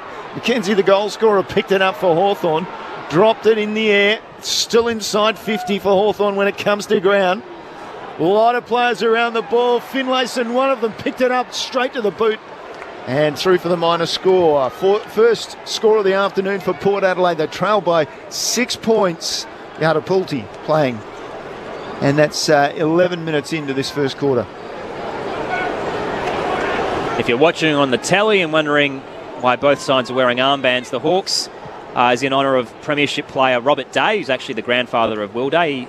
He was the one who presented Ethan Phillips his Guernsey this morning. So it was Malcolm Hill, rather, who they're wearing the black armband for Hawthorn. He was a Premiership player in 1961. And the Power are wearing theirs for Hall of Famer Brian Fairclough. So both sides paying tribute to greats of their respective clubs. As Hawthorn moves it on through the outer wing, Chol was the target. Burton floated in front and brought it to ground. Chol was waiting front and square for the Hawks. Uses Hardwick. Chain of handballs to Warple. Had Weddle running by at half forward. He can load up from 55 and spray it to the right-hand side. It's out on the full. No score. Free kick to Yada Bolte. Currently trailing by 6 at the moment. 12 minutes into the opening term. 1-1-7 the Hawks. The Power one behind. That was a probably pretty simple opportunity there for Josh Weddle just to nail that one, but just offline. Bergman with the long kick into the centre square. Towed forward by Dixon to the front half, but the answer there for Phillips for Hawthorn. He took it off to Weddle. His kick this time wasn't out on the full, but it was very close near the interchange gates. D'Ambrosio with the mark then, and inboard to Newcomb. So they're just ahead of centre wing on this broadcast side. Newcomb finds Warple in the middle. Gee, that was a well-judged kick. Just had to be over the top of the Port Adelaide player, as was the kick inside 50. Hardwick, the unlikely target inside 50 that he's become in the last couple of weeks for Hawthorn. He takes the mark 40 out straight in front. Well, Cross, you talk about Newcomb. That was his 5th disposal. You almost saw it unfold up here in the commentary box. Just that little beautifully weighted kick. Warple made and identified some space, but almost just lobbed it in the bin. In the hands of Warple, then he was able to connect inside forward 50. Needs to go back and kick this Hardwick. Hardwick. His left foot plants just inside 50 and he plants the ball behind the posts straight over the goal umpire. So brilliant start for Hawthorn. 2-1-13 and Yada Bolte, Port Adelaide, just with the one behind on the board as we travel through 12 minutes of the opening quarter. Down on the boundary, Braden Ingram. Luke Bruce is the sub for the second straight week for the Hawks, but he's effectively an assistant coach. He's already getting up off that sub bench, talking to a number of players, and he's been on the phone upstairs. So clearly that little bit of extra experience is being helpful early on for them. Yeah, Port Adelaide need to be aware that Hawthorn, they don't have the big marking forwards in their forward 50, but over the last 4 weeks they've been number one for marks inside forward 50 for exactly what we saw unfold then. They just hang on to the ball, they wait for someone to present, and it's just that short lead-up kick, so Port need to be aware of that. Hawthorn by 12 over at the Docklands. Essendon by 33 midway through the final term. In the middle, Chol won it down, then did his own crumb work. Centre handball into space. That's cut off by Farrell. Towed it about 5 metres towards Mead through the centre square, and he's quickly wrapped up in a tackle from Day. We'll get a ball up on the broadcast wing, close to the paint of the centre square. Lofted into the air by Lee Fisher and taken out of the ruck by Nash, who hands it off today. Playing his third game back for the Hawks. Around the body, sends it up towards half forward. McDonald launched himself but couldn't bring it down. Moore now trying to wrench his way out of trouble. Shook off Boak. Handball back to Day, just missed him. Diving in, Nash couldn't reel it in. Finlayson lobbed it back out. Cut off by Hawthorn. Turning and going as Moore. He's pushed as he kicked it and it will be in the back. Rioli just couldn't reach him and in the end just forced him over. Gives away the free kick and it will be last week's skipper, Dylan Moore, for the Hawks with the footy just behind centre half forward. He'll send it straight into the attacking 50. Rising up, Hardwick knocked it down straight to Boak, though, for Yardabolti. He gives it to Burton, who bangs it straight up the spine. Into the centre circle, off the pack. Marshall just socketed it towards half forward for the Power. Leading out there and trying to hand pass it in one motion. Jed McAtee, as he tried to pick it up, but only succeeded in sending across the line in the end. So we get a ball thrown in at left half forward on the broadcast side for Port Adelaide. Crossy, some worrying trends for Port Adelaide. Tackle count, contested possessions, ground ball gets clearances, all in favour of Hawthorn at the moment. Inside 50s are 8-2. Toss back in and Nash again beats Finlayson to the ball drop. Fell into the footy though and is wrapped up by Wines. Will get a ball up at the attacking edge of the square for Yardabolti. They are looking hot early, the Hawks. They've won 3 of their last 4. Plenty of momentum and now looking for a major scalp. There's a whistle away from the stoppage by the non-controlling umpire. A hold and a free kick to go to Connor Nash. So he's been lively in the last couple of minutes. Injected into the ruck and 50. Running by Jed McEntee's got too close to Connor Nash. He'll be raced up towards half forward. Darts the footy inside 50. Big fist coming across from Bergwijn. Fell straight into the lap though of Newcomb from 45. Loads up, misses. Low, hard and wide left. It takes a bounce and over. So it will be tossed back into play, left forward pocket. For the Hawks, they're currently up by 12. Just absolutely everywhere right now at the Adelaide Oval. 2-1, 13-1 behind at the 17-minute mark. And stoppage first possession, 7-2 again in favour of Hawthorn. So that's +5. First position again, although Nash, not sure if it was a hand pass out. The Power through Finlayson, gets it outside 50 and then scrambled away by Byrne-Jones. It'll come back in. D'Ambrosio, no it won't. It'll be smothered by Byrne-Jones, who followed up for the Power. And it's over the boundary line at left half forward for Hawthorn, out on that eastern side of the ground. Not a lot of crowd involvement at the moment for Yardabolti. In Indigenous round, they're really struggling to get a start in this game. High toss back in on the outer side. Neither ruck missed it. That's Finlayson and Nash. The ball drop on the bounce. Day gave it to Ginnivan, who coughed it up. Here's Horne-Francis trying to shake a tackle. Gave it straight back to the Hawks. D'Ambrosio looping ball towards Nash. Tapped away by Radagalier, who tried to charge across. Nash gathers, gives it to Chol. Time and space to compose himself in the pocket and finish magnificently. Marvia Chol back for the Hawks. And they are rolling early. 3-1-19. Yardabolti 1 behind as we approach time on in the opening term. It's Sunday footy on ABC Sport. Your experts Josh Franco and Stephen Williams. Well, Steve, we spoke about it pre-game. When you're coming up against a side who is not as, I guess, highly credentialed as what potentially you are, then the danger is you start flat. And Crossy, you mentioned the crowd's flat. There's not a lot of atmosphere, and I think the players are replicating that. They look flat, they look second to the footy, and at the moment, Hawthorn irresistible. And you talked about Marbia Chol as well. The amount of time and space he had then to settle, not panic and then put it through the sticks is quite staggering at the moment. Port Adelaide, they need to react, they need to respond and somehow find a spark. Can they find the spark? Well, I'm starting to get Dixon in the ruck. With Dixon in the ruck, and he'll go against Meek, who's dominated, and he does again, and he got it down to Moore. Clean touch for Moore, inside 50, reaching up Aaliyah. He'll bring it away. Out of the defensive 50 towards centre wing, looking for Dixon. Pushed into the ball, Drew on the ground, had it, lost it as he hand passed it out, and then McKenzie looked like he slid in and pulled the ball in, and the umpire said no, ball up. What they're doing as well, Hawthorn, is they're denying Port Adelaide time and space in the scramble, and every handball, missing targets, Hawthorn capitalising on that. Dixon wins it down to Wines, who's set upon by numerous Hawks. Gave it away, and then Drew tackled McKenzie in the back. Free kick. First hands on the ball again. Hawthorn, Yeah. they're just winning that ground ball every time around the stoppage. Just behind the attacking edge of the square. Broadcast side for the Hawks. Mackenzie leans back on a long kick into the 50. Penetrating towards Hardwick. All over him, though, was Aaliyah. And a free kick going Hawthorn's way inside 50. 25 out, slight angle to the right. It's all coming up Hawks right now. All I can say is, wow. I'm a bit speechless from Port Adelaide's perspective at the moment. They can't get their hands on the footy. They're getting dominated in first possession. When they get the ball, Hawthorn are denying time and space, but the reverse is happening when Hawthorn have it. They can get their handball chains going, and they're winning the one-on-ones and drawing free kicks as Hardwick did on that occasion. But these are the times when you've got to go back and capitalise if you're Hawthorn.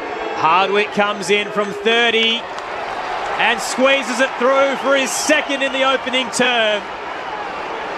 The Powers plug has been pulled early. They're yet to kick a goal. Hawthorn's 4-1-25 to Yardabolti's one behind. Time on in the opening term. Sunday footy on ABC Sport. Yeah, just those clearances, 9-4. That's the area Port Adelaide were so good at last week, and they're having a chat in the middle there now. They're on ballers, but they've got to start to get some clean possession at the middle of the ground and give their forwards opportunity. They've only been inside forward 50 twice compared to 12 for the Hawks, so complete domination for Hawthorn. And the game could really get away from Port Adelaide if they don't really start to pull the finger out, Josh, in the next 10 minutes. Well, the replay showed that the smaller man, if you like, in terms of height, was pushed in the face, and that was what the umpires saw in that situation. So Hardwick with the free kick. Another first possession out of the middle for Hawthorn through Mackenzie, tumbles to half forward. Day slips his man. He's too fast for Radaglia. Hand pass inside to Nash, gets it back again. That delays. Oh dear. That delayed the hand pass. Day fumbled the ball. He was pulled down by Radaglia, and the ball spilled out, and that was deemed to be holding the man. That's a poor decision. The only thing I would say, in fairness to the umpire, is did he actually take possession of the ball? I don't reckon he did. I reckon he was fumbling and bumbling. Maybe that's what the umpire saw. So if that is the case, technically it is holding the man, but gee whiz, how many times has that happened throughout the course of the game? I think that's a play-on decision. Yeah. But anyway. Yes, I think I'm just trying to mount a case for the umpire there. So we'll have a shot at goal. Will Day, the South Australian, from 40 out, slightly to the left, and he sends it slightly to the... No, he sends it a long way to the right. It's out on the full. So no damage done in terms of the scoreboard. Aaliyah takes the free kick straight across goal. Hawthorn up by 24 points here at the Adelaide Oval. Over at the Docklands, Essendon's about to defeat North Melbourne. They're up by 33 points. Farrell plays on and is starting to run out of room. He has to rush his kick to an open paddock on the broadcast wing. Getting there first was Boak. Jaff closed him down. And we'll get a ball up close to the boundary line. My goodness, they've shell-shocked the home side, the Hawks. Inside 50's 13-2, plus 11. Hawks way. Quick ball up. Meek taps it down. Only found Burton, who handed it straight to Ginnivan. Knocked it towards McDonald for the Hawks. Back to Ginnivan. Brushes off Burton. Looping handball. Was looking for Meek. Cut off by Vicentini. Who wins it down to Horn Francis. Wrapped up in the tackle from behind. Holding the ball. They're everywhere. Connor McDonald has the footy. Broadcast wing. The man with the most magnificent rat tail. Long ball for the Hawks. Right forward pocket. Pat converges. Rising in the front. Meek knocked away. Front square. The Wizard. Watson snaps. Misses. Minus score on the right-hand side. Just had a little bit of curl as it held into the air. 4-2-26 the Hawks. Yardabolti one behind. 23 minutes into the opening term. Sunday footy on ABC Sport. And that tackle on Horn Francis probably sums up the first quarter. Gang tackled by 2 or 3 Hawthorn players, holding the ball, go back inside 50. So Farrell went short to Burton, gave the hand pass to Farrell. He was shut down immediately, so he gave it off to Sin. Sent it to centre wing, ball on the ground, off the pat. Chol comes through, can't get possession, keeps it going forward. And it was Warple who pulled his kick as Port Adelaide came the other way. Butters with a hand pass across the centre square to Marshall. Wasn't a great kick for Finlayson, fumbled it, as did his Hawthorn opponent in aim on the former power player. Ball still on the ground, little bit slippery. Ginnivan's in there. Thought he dragged it in. No, it's come out. Vicentini with a hand pass. Turned it over to Day. Was tackled. He didn't have the ball then, but the umpire called play on. And now Port Adelaide with a couple of tacklers, including Bergman, appealing for a free kick. He won't get it. And we'll get a ball up. That was Deere who was taken down in that tackle for Hawthorn. Just really sloppy, Port Adelaide. When they actually do win possession of the ball, they can't give it to a teammate. The handballs are missing their marks. Really poor. Hawks by 25. Quick kick out of the stoppage. Drew found Marshall. Sends Yadabolti into the right forward pocket. Frost gets a fist to it. Knocked it down though to Burne-Jones, who hands it to Horn Francis. Snaps. Goals. From 25 out, Jason Horn Francis gets Yadabolti on the board. It took 25 minutes. 1-1-7 they trail Hawthorn. 4-2-26. Still 4 to play in the opening term. Sunday footy on ABC Sport. Aaron Bryans, Neil Cross, Josh Franco and Stephen Williams with you. Well, Stephen, you just commented on that play and how Port Adelaide are unable to hit handball targets, 2 or 3 metres away. And again, that's symptomatic of the pressure that Hawthorn are applying. And that inside 50, which was Port Adelaide's only their third for the quarter, was against the flow and against momentum. So a much needed goal for the Power. Braden Ingram down on the boundary. The Hawks doctor just quickly went out to Will Day. Looked like he's got his foot trapped in a tackle, but wasn't out there very long. He's at this next centre bounce. Okay, we've got a warning now for Port Adelaide for the 666 rule. So I think it was Hawthorn cross. I think, gentleman came in late into the centre bounce. Okay. Well, they'll exit the centre bounce anyway. Hawthorn Newcomb gets out the front, stabs the kick low, and the lead up for Hardwick, who has a chance to kick his third in the opening quarter. So it was off the centre bounce. Warple got the initial possession, and then that spearing pass from Newcomb low down. Lead up from Hardwick was excellent. Gee, he's been good in this role. Undersized.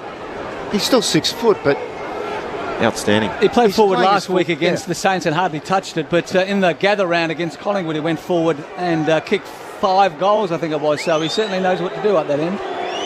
Sun peeks through the clouds, and it's shining on Hawthorn at the moment. Beautiful kick by Hardwick. 3 goals for him in the opening quarter. 5 for Hawthorn. 5-2-32.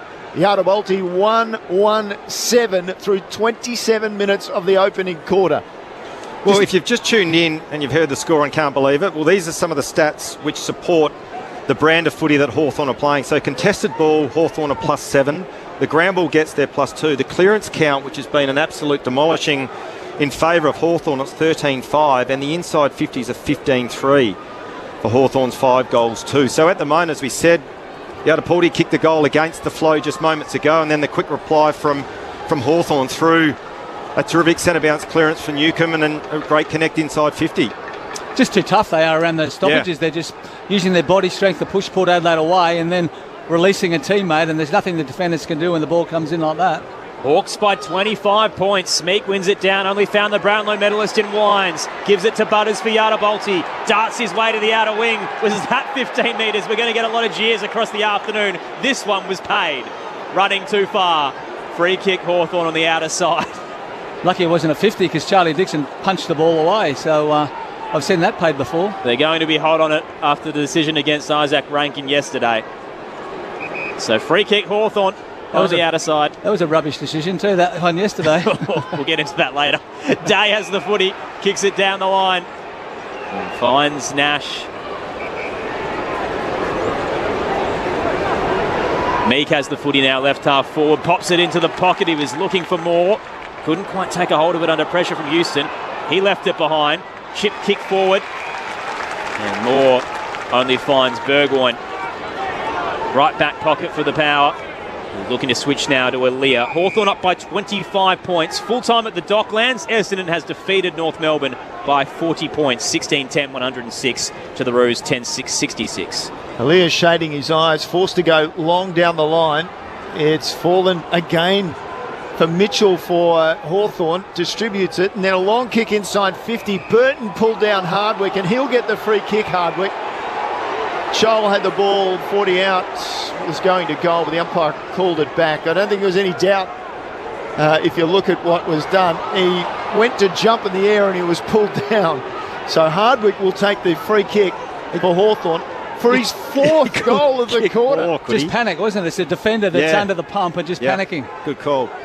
And it wasn't actually the officiating umpire that called that. It was the umpire about 100 metres off the ball that saw it. So Hardwick from 45 out or thereabouts comes in, shoots for goal, and he equals his career high. 4 goals in the opening quarter. Boy, he's in for a day out, it seems. And the Hawks, still the sun shines on their afternoon here at the Adelaide Oval. Hawthorn 6-2-38. Yes, Hawks fans, 6-2-38 in the first quarter against Port Adelaide, playing as Yardabalti at the moment. And they're not playing all that well. 1-1-7 on the board. 31-point lead as we cross into the 31st minute of the opening quarter. Well, it's almost how they finished last week, isn't it? Yep. Like we mentioned how great it was, that win against Geelong, but the second half they were quite poor, and they've been beaten in all those statistics that they were beaten in pretty comprehensively in the second half last week. And I know coaches these days, they don't spray their players a lot and give them a bit of a sting verbally, but I reckon Ken Hinkley, there's a minute 43 left in this first quarter, can't come quick enough. I reckon there might be one coming for the power players because they look asleep. Thoughts of power greats Josh Franco, Stephen Williams. Hawthorn by 31 points, a game high margin. Knocked down in the path of Butters in the centre square. Tackled without it, free kick. The Bronx cheers the power faithful. We haven't had a lot to get excited about this opening term. The ABC Footballer of the Year, Zach Butters, has the footy. Back edge of the square, skies it. It's called to play on and just rushes it up to half forward. Dixon was shoved out of the ball, dropped by Frost. Late whistle by the non-controlling umpire will give him the pill. Dixon looks wide to Farrell, who marks in his range. He's 55 out. Spots a target though on the forward pocket. Darts it in. He was looking for Marshall, slipped through his hands. Meek at the back, tackled by Boak. And Moore's bowled over the line by Burn-Jones. It'll be tossed back into play. 40 out from goal, left forward pocket, northern end for Yardabalti, who have no answers right now, trailing by 31 points. Hawthorn clearances 14-6 in this opening quarter. Meek, he'll get the clearance here with a hand pass out of the ruck contest to Warple. High down the line for Hawthorn. Flying was Hardwick. Chol, he had a swing at the ball mid-air. Ball on the ground now, being fought hard. Watson was there. Chol got it. Just slipped it into the open. Picked up by Radagalia for the power. And then Wines, and then near the interchange gates, it was given to Boak, who fumbled. And Boak dropped it in the tackle as he was swung round by Moore and McKenzie. And McKenzie says, yep, I'll take that free kick. Just near the interchange gates, centre wing on this broadcast side. Boy, Port Adelaide have the yips a little bit. 6-2-38 Hawthorn, 1-1-7 Port. McKenzie pops it to right half forward and floating across. Burton can cut it off for Yardabalti. Looks to switch now through defensive 50. Sends it into territory in the space and path of Burn-Jones, who gathers with D'Ambrosio closing. Looping handball wide to Burgoyne, then gets it back. The former All-Australian backman. Burn-Jones sends it through the outer side. 2-on-2 awaits up forward, but the siren will beat Yardabalti. And the boos of the power faithful, they're not happy with the opening quarter, which has not gone the way that any of us expected. Hawthorn are up by 31 points at the first change. 6-2-38 to the Powers, 1-1-7. Braden Ingram downstairs. Yeah, Ollie Wines just came off the ground in the last few seconds of that quarter. He's in the hands of the doctors, just waiting to see what the issue is, but he is still getting treatment and remains on the bench while the rest of the players have gone to the huddle. That would be a big blow. No Connor Rosie this afternoon for Yardabalti, and maybe no Ollie Wines. We'll check back in with Braden after the other side of the quarter-time break. The goal scorers for the Hawks, 4 to Blake Hardwick, which equals a career high that he kicked against Collingwood earlier this year. He only had 14 career goals heading into this season. Now has 18, and obviously 4 of those this afternoon. So 10-3 this year, Blake Hardwick. Individual goals to Chol and McKenzie for the Hawks as well. The only goal scorer for the Power, Waterman man Jason Horne-Francis, as part of Sir Doug Nicholls' Indigenous round. It's great to have your company on ABC Radio, Sport Digital and the ABC Listen app for the penultimate game of round 10. This is Sunday Footy on ABC Sport. It's the most magical time of the year, right? Footy season. This season you can get your footy live and ad-free on the ABC Listen app. Unbelievable. AFL, NRL, men's, women's. Whatever you fix, we've got you covered. If he does, he bounces it through. Every goal, try, mark and tackle, called by ABC Sport's expert commentary team. A wonderful goal! Game, set, bingo! 100% pure footy, live and ad-free on the ABC Listen app. The 2024 Sir Doug Nicholls round. Giath comes around him, receives and drops at 25 from goal. Hits the ground. McKenzie picks it up and the first goal goes to Hawthorn. And after all that, we've crossed 7 minutes to get a score and the Hawks make it a 1-goal game to them. Hardwick. His left foot plants just inside 50 and he plants the ball behind the posts. Straight over the goal umpire. So brilliant start for Hawthorn. Some worrying trends for Port Adelaide. Tackle count, contested possessions, Granville gets clearances, all in favour of Hawthorn. D'Ambrosio, looping ball towards Nash. Tapped away by Radagalier, who tried to charge across. Nash gathers, gives it to Chol. Time and space to compose himself in the pocket and finish magnificently. Hardwick comes in from 30 and squeezes it through for his second in the opening term. The Powers plug has been pulled early. Hawks by 25. Quick kick out of the stoppage. Drew found Marshall. Sends Yadabolti into the right forward pocket. Frost gets a fist to it. Knocked it down though to Burne-Jones, who hands it to Horne-Francis. Snaps. Goals. Sun peeks through the clouds and it's shining on Hawthorn at the moment. Beautiful kick by Hardwick. 3 goals for him in the opening quarter. 5 for Hawthorn. So Hardwick comes in, shoots for goal, and he equals his career high. 4 goals in the opening quarter. Boy, he's in for a day out, it seems. The 2024 Sir Doug Nicholls round. On your radio. Sport Digital. And on the ABC Listen app. An unbelievably hot start from the Hawks here at the Adelaide Oval, the penultimate game of round 10 on ABC Sport. Hawthorn lead by 31 points over Yadabolti, the Power, this afternoon. 6-2-38 to 1-1-7. Aaron Bryans and Neil Cross calling the action alongside Josh Franco and Stephen Williams with Braden Ingram downstairs. Over at the Docklands, Essendon has defeated North Melbourne by 40 points. The Bombers are now in second on the AFL ladder. 7 wins, 2 losses and a draw. So Nam won't be able to catch them if they do defeat Wailech Marawa, the Eagles, later today. So the Bombers are in the top 2, which is remarkable. They've beaten the Roos 16-10, 106 to 10-6, 66. What a day of footy we've got for you on ABC Sport. Josh, Stephen, how are the Hawks rolling right now? Well, I tell you what, I must say, I'm quite speechless. Just one, how well Hawthorn are playing, but secondly, how poorly Yadabolti are playing, because highlights highlighted by some of the main statistics. So just for the listeners listening to this broadcast, the contested possessions, this is in favour of Hawthorn, plus 10. The Granville gets their plus 4, clearances plus 9, the hit-outs their plus 10, inside 50s plus 13. So Port Adelaide that quarter only went inside 50 4 times for 1 goal won. And I must admit, I say this with a level of cynicism, that I see Port Adelaide players, they break off into their lines, and Chad Corns and Josh Carr's talking to them about structural stuff. Boys, it's got nothing to do with that. Start winning your one-on-ones and get your knees dirty, because at the moment, Hawthorn are teaching you a lesson in that phase of the game. Oh, there's no question. They've come out, they've looked at the premiership table and thought that we're up here and they're down there, so we'll roll through this one.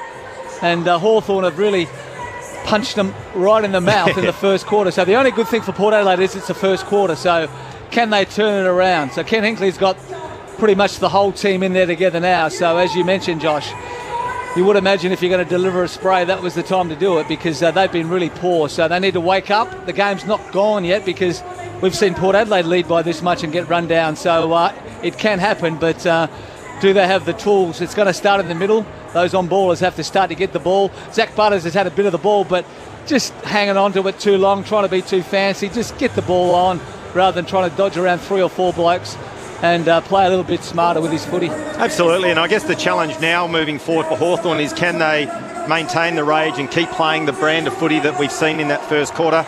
Clearly there's going to be momentum changes. There'll be passages in this second quarter where, from a Port Adelaide perspective, hopefully they start to get a bit of control of the game, and that'll be the challenge for the Hawks. Can they sustain the pressure and keep the scoreboard pressure coming? Hawthorn by 31 points. High bounce in the middle. Vicentini wins it down in the path of Mead. Tackled by Day, brought to ground. A couple of Hawks pile in. We'll get a ball up closer to the outer side. And once again, that tackle on Jackson Mead, just indicative of the pressure that Hawthorn are able to supply to Yarrapulti. Meek wins it down for the Hawks. He was looking for Jaff. Wrapped up by Drew. Ball goes Hawthorn's way. They're bursting through the middle. Jaff had a bit of a fumble. He's caught in the tackle as we welcome our listeners over from the Docklands to Yarrapulti and Hawthorn. As play continues in the centre square. The Power have been shell-shocked early if you're just joining us. The Hawks are up by 31 and they're moving the ball through the broadcast wing. D'Ambrosio darts it into the left forward pocket to Ginnivan, who marks up against Bergman. 48 out, tight angle. It has been remarkably one way. 17-3 inside 50s in the opening quarter for the Hawks. They've led the clearances by 9. Aaron Bryans and Neil Cross calling the action alongside three-time showdown medalist Josh Franco. Port Adelaide great Stephen Williams, who'll break it all down for you in a moment, as Ginnivan opens the angle, races up towards 47 and hooks it wide right towards the scoreboard. Port Adelaide have the numbers. That's Yarrapulti. 3-2. Free kick amongst it all as the ball drops close to the boundary line, and it's going to go Hawthorn's way. Once again, the umpire 100 metres away has played the free kick when there's a guy standing 10 metres away. It's interesting. So a holding free kick to go the way of Kolsha Dia. Tightest of angles on the left. He snaps right across the goal face and it's taken in the right back pocket. Marked by Josh Sin. Just his 6th game for the Power. He'll pop it short to Houston. So Dia's had 2 shots at goal from about that distance out. He's gone with the left foot that time, the right foot before, and both times he hasn't scored. Meanwhile, Sin's gone straight across goal to the scoreboard pocket for Alia. Called a play on. He's forced to go back to Radigalia. So about 20 metres out from his own goal. Across he goes. Well, we've got some time in the defensive 50. Josh, Stephen, how have the Hawks done this for our new listeners? Well, just looking at the way they've defended as well, they've denied Port Adelaide their ability to move the ball back through the corridor, and they've absolutely smashed them physically in terms of contested ball and ground ball gets.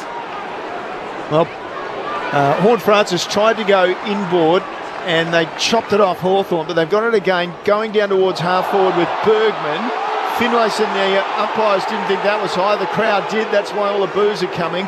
More for Hawthorn, takes it towards the boundary line, tackled, and we'll get a ball up just a metre inside the boundary line. Port Adelaide looking for somebody to blame at what's going on. 6-2-38 for Hawthorn. Yarrapulti, 1-1-7. Overhead tap by Vicentini down to the Waterman man, Jason Horne-Francis, one of 4 Indigenous power players. His kick wasn't great though to the attacking edge of the square. Cut off by the Hawks, charging through Dixon, threw his body in to ricochet the ball out, but only found D'Ambrosio. Little 1-2 with Meek, didn't come back to him. Burn-Jones for Yarrapulti, sends it up towards the 50, floating across Frost. It was a 2-on-1 against McEntee, who was outsized between Weddle and the latter Frost, the journeyman, who now has the footy for the Hawks. Had all the answers early. Their pressure lifting over the past few weeks. They've won 3 of their last 4, the Hawks. Now they've found some mojo. Down towards the broadcast wing off the pack, D'Ambrosio jams a tumbler towards the 50. Cut off by Alia, is wrapped up by Chol, holding the ball. Just took too long, so nonchalant. And again, that right there, just symptomatic of the way that Hawthorn are playing and the mentality of Port Adelaide. They're slow in their decision-making. Hawthorn are on them like a flash, denying them time and space. And again, on that occasion, Alia not really knowing what to do, not feeling the pressure coming and paying the price. Marbia Chol, back from a wrist injury. Slightly opens the angle and leans back from 55. It's hooking back a little bit in the breeze and marked on the behind line. Big fly from Kolsha Dia. He reels it in. Was goalless last week, had 7 turnovers as well, but the son of a gun in his 3rd game, lively so far up front. He's done everything right except this last little bit, but you would imagine he's not going to have any trouble from here. This is as close as it gets. He's had a few misses so far. Kolsha Dia off a step, hooks it on the left and slots it at the northern end. Hawthorn's 7th of the afternoon. They're up by a game-high 37 points. 7-2-44 plays Yarrapulti's 1-1-7. 5 minutes into the second term. Sunday footy on ABC Sport. Braden Ingram downstairs on the boundary. It's an intriguing one with Ollie Wines. He remains on the bench, and during quarter time, the doctor actually had the stethoscope out and was checking his chest. Brandon Zerk-Thatcher is now warming up. We know in the past Wines has been subbed out of a game with heart irregularity, so it's one to watch at this stage. He's not moving on the bench, and as I said, Zerk-Thatcher is warming up. Pretty much primary school stuff that, Josh, not being able to... The ball's kicked to the goal line.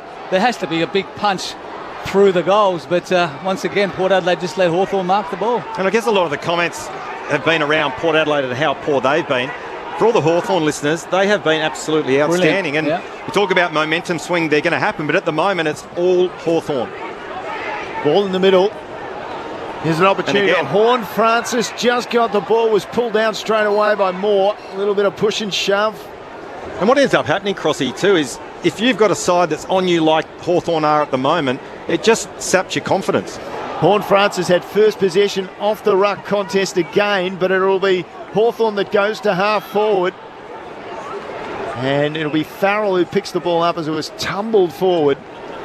And it was tackled immediately. So just inside forward 50, the shallowest of entries by Hawthorn, right at the top of the 50. Meek wins it down, but only found Farrell, who uses Butters, and now tucking it under one arm. Mead bursts through the corridor for Yardabolti, sends it up to the attacking edge on the broadcast side. He was looking for Finlayson and outmatched by the debutant Phillips, who brought it to ground. Frost uses Jaff, and now Ginnivan marks centre wing for the Hawks, right in front of the benches. The big difference is Hawthorn are willing to get over and help each other out. There's a one-on-one contest, but Hawthorn get 2 or 3 players to that contest. Port Adelaide stand and watch. Ginnivan sends it up to half forward. Meek flew outnumbered, brought it down. Front and square was Moore, wrapped up in the tackle by Farrell. Let it go. Whistle stays away. Crowd has been hot against the umpires this afternoon, just searching for an answer as we get a ball-up call just inside the attacking 50 for the Hawks. 0437 774 774 if you'd like to get in touch as well. Vicentini wins it down, looking for Houston. He's set upon by a couple of Hawks. We'll get a ball up. For those who have just joined us, or anyone who's new across the last couple of minutes, earlier today, Essendon defeated North by 40 points at the Docklands. Ball goes in the air. This time Butters got it off the pack. Off to Rioli. Took the mark. Slick hand pass quickly to Mead. Mead goes looking for Dixon. Shook his man in Frost and took the mark. Right half forward. And it is a mark. Right on the point of the square. Dixon looks around. Port Adelaide going forward. And sideways he decides to go to Burton at centre half forward. Inside 50, Boak was free. Little lead up. 45 from goal. Straight out in front. Yeah, so smart play. Boak will have a shot at goal. Smart play. The Hawks pushed back, had numbers behind, and there was no point Charlie Dixon just dumping it inside the forward 50. So this has always been probably Travis's Achilles heel, his ability to go back and kick goals. So this is pretty important for Port. So Boak's record this season, 0-8. There we go. Comes in, 51 out, looks to be just beyond him. He had the direction, but right on the line, the Hawthorn defender's able to do the job, knock it through for the minus score. Braden Ingram. Ollie Wines has been subbed out of the game, guys. Big story, waiting to hear from the club what it officially is, but he is out and Brandon Zerk-Thatcher is warming up, about to come on the ground. No Connor Rosie this afternoon, and now no Ollie Wines for Yardabolti. Hawthorn by 36. Long exit from Jarman Impey, the skipper today. Sends it up towards the broadcast wing, and crunching the pack is Cole Shadir with the big fist to knock it over the boundary line. On the text line, Bill says somebody's napping. Port should know how to stop this after last week. Well, we mentioned this for those who've just joined us during the first term. A slow finish at Cardinia for the Power. They had the hot start and nearly gave it away against the Cats, and they just haven't backed it up the same form to start this match. Meek takes it out of the stoppage and hands it towards Warple. Tumbled the kick towards the centre square for the Hawks. Watson fumbled, picked up by Boak. Gained 356, snaps towards half forward and finds Marshall. Marks uncontested, but too far out to score, so he'll hand it off. Charging by Houston with the rocket from 50. That's the spark the Power needed. Yardabolti has its second of the afternoon. 30 points the deficit now. 2-2-14 to the Hawks, 7-2-44. 9 minutes into the second term. Sunday footy on ABC Sport. Your experts, All-Australian midfielder Josh Franco, Port Adelaide legend, 9 premierships to his name, Stephen Williams. Well, an important goal there for Port Adelaide against the flow and against momentum, because as we've said throughout the first quarter and the the 7 minutes of this second quarter has been all Hawthorn, and there comes a point where the scoreboard starts to get away from you. So a really important goal there for Yardapaldi against the flow, but also the Ollie Wine substitution, Stephen. What does that do for Port Adelaide's mid-rotation? They're now down one. Do they have to look for another player that can roll through the middle of the ground? Just good work by Travis Boakden as well, just to be able to win that ground ball and hit the target up forward. So that was good play by Trav. Centre break for Warple for Hawthorn. Watson knocked it over his head. He was looking for McDonald, who now just taps the ball forward. Ginnivan picked it up, was sandwiched in a tackle. Ball up just inside 50 for Hawthorn. Another really shallow entry, just a metre inside the 50. Umpire quickly there, puts it in the air. Horn Francis overran it. So did Nash for Hawthorn. Drew picked it up for the Power, sent it long. Dixon did well in the contest, brought it to ground. McAtee with a hand pass off. Now it's gone forward and they've lost it. No gain to the game. Farrell in the middle of the play just booms it down. Looking for Rioli. Ball comes to ground. Off a couple of hands, the Hawks can get the exit. Through defensive 50. Sarong out wide towards Mackenzie. Low and hard through the outer wing. Trying to find Meek, the big ruckman, had to lean all the way over to pick it up. Moore comes in with the assist. May have been caught high. Port Adelaide fans aren't happy. He was either holding the ball or high, and neither was paid. Ripped out by Ginnivan, though. Heads up towards right half forward. Put it in the path of Watson, who can take a bounce and race into the 50. Scrubs his kick, though. Trying to central it up towards back Blake Hardwick, who had 4 in the opening quarter, and they've given it away. Drew pushed as he kicked it, but finds Marshall, who marks in the centre square for Yardapaldi. They want to turn and go on the rebound. He'll put it in the path of McEntee. Shrugs off Weddle. Hooks it around the body, high into the 50. Rioli's outnumbered and entangled as well. It spills down to him anyway. Tumbles the kick, and she nearly got a kind bounce. It was heading left, diverted late, and has just clipped the goalpost on the left-hand side. Minor score to Yardapaldi. Not making it look easy. 2-3-15. Hawthorn 7-2-44. 12 minutes into the second term. Amon brings the ball in, the former Port Adelaide player in the Hawthorn colours. Ball comes off the pack to Sin. Inside 50, Horn Francis. Gone into the forward line. Read it best and read it earliest and takes the mark about 30 metres out. And on a fairly favourable angle, you'd think, for a man of his class. Well, Crossy, we spoke about it at quarter time, that momentum is going to be in favour of Port Adelaide at some stage throughout the course of this game, because it was all Hawthorn in that first term, and you just sense that pendulum has swung a little bit. Port Adelaide now starting to get their hands on the ball first. We had a couple of critical contests from Dixon and Marshall starting to influence the game. So in he comes, and no problem for the classy Horn Francis. Port Adelaide get a couple in a row, and they're looking like they're rolling again, but still they've got some work to do. So Yardapaldi 3-3-21, Hawthorn 7-2-44 through 13 minutes of the second term on ABC Sport. Let's go down to the boundary, Braden Ingram. Confirmation from the Power that it is heart palpitations is the reason that Ollie Wines has been subbed off. He was subbed off in a game back in 2002 for a similar reason, so hopefully it isn't anything more serious than that. He's sitting at the back of the bench now. Well, I was just looking at the interchange as well, and I've just noticed Todd Marshall limp off as well, so maybe we better keep an eye on what's happening with Marshall on the boundary line. And Horn Francis up forward, just a very handy player, plays that position really well, and when he can be hit with a lead like that, he gets up nice and high, and it's really hard for the defenders to knock the ball away. But Port Adelaide is starting to match Hawthorn around the contest, and that's been the difference in the game. They've taken the challenge up to them. Towards the Power greats, Josh Franco, Stephen Williams. Awkward bounce in the middle, favoured Meek. He tapped it straight to Finlayson. The Order man dodges and dazzles and hands it off towards Farrell. Lethal left in the Dixon direction. He's been good. Takes the contested mark. 30 out, tight angle to the left. He's had a couple of really important critical marking contests. One he marked, one he dropped, but it kept Port Adelaide in the contest. And again on that occasion, a beautifully weighted kick.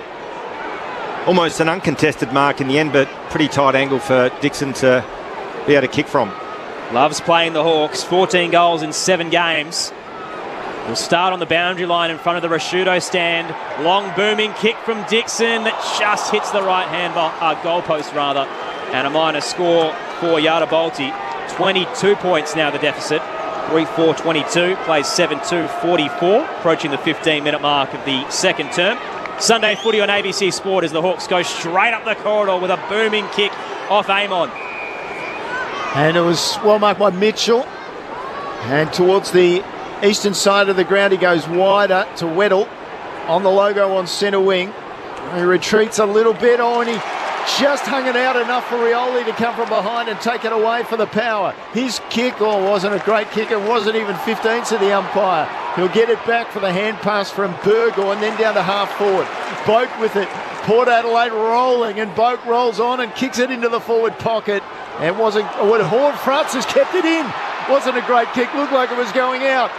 Dixon off to Burne-Jones, can't get a clean possession. Drew picks it up. Hand pass back to McEntee. He's trapped and taken over the boundary line in the end, 25 around from the goal face. Well, Horn Francis performed a miracle then. Jumped mid-air, managed to tap it down and keep it in the attacking zone for Port Adelaide. Charlie Dixon had the opportunity. The handball had to go straight away. He just held it too long. 22-point deficit inside Port's 50, though. Dixon won it down. I only found the Hawks, though. Clearing kick up towards centre half back off a couple of bodies. Sin tried to wrench it out, as did Horn Francis. Throw a blanket over them. Ginnivan managed to get his hands on the footy, but gave it straight towards Sin again. It's just pinballing right now between about 10 bodies. Finally thrust out of there by Drew. Hit Burton. It ricocheted off his chest to Mead. Zerk Thatcher the sub. His kick smothered. It's a rolling maul through the outer wing. Hawthorn's finally one out. Watson got it off towards Chol. Tucking it under one arm is McDonald. Connor looks inside. Snapping around his body. Tried to put it in Ginnivan's path.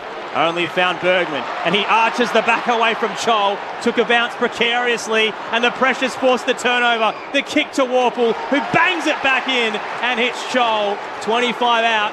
Slide angle to the left. I'll tell you what, Marby Chol take a bow. His chase on Bergman, I think it was. Yep. I'm not sure if he actually got a fingernail or just created that perceived pressure. Bergman pulled the kick, caused the turnover, got up on his feet, took the mark, and I reckon he's going to take all of his 30 seconds to suck it in because he did a power of work there to cause that turnover. Important kick too, isn't it? It is. After Port had made a bit of a run. Yep. The journeyman, Marbia Chol, right at home at the Hawks. They're locked and loaded at the Adelaide Oval, and Chol gifts them another and shushes the crowd as well. Oh, they're rolling with confidence right now, Hawthorn. They have silenced Yadabolti at the Adelaide Oval. They're up by 28 points, still 7 to play in this second term. 8-2-50 to the Powers, 3-4-22. Sunday footy on ABC Sport. Stephen, I reckon you're right. You talk about the little swings in momentum. Port Adelaide had all the play that last 5 or 6, 7 minutes, looking ominous as they were going forward. So a really important goal to Chol against the flow. And just the general speed in play, like I've seen Burton a couple of times. Port Adelaide look quite slow actually trying to chase down their Hawthorn opponents. So when the Hawks get the ball, they're not scared to run with it. They know they got Port's measure. So it was almost panic stations though as Port came from Hawthorn, and they've just steadied a bit as the clearance goes to Drew for the Power out of the middle, and then Burne-Jones with a good chase down tackle on Sarong, and they'll take it towards the boundary line, and it goes over in the end just outside attacking 50 for the Power. That was a terrific close and tackle there from Burne-Jones. No prior, so it's not holding the ball. Port Adelaide faithful a little bit unhappy with that non-decision, but good chase tackle from Burne-Jones.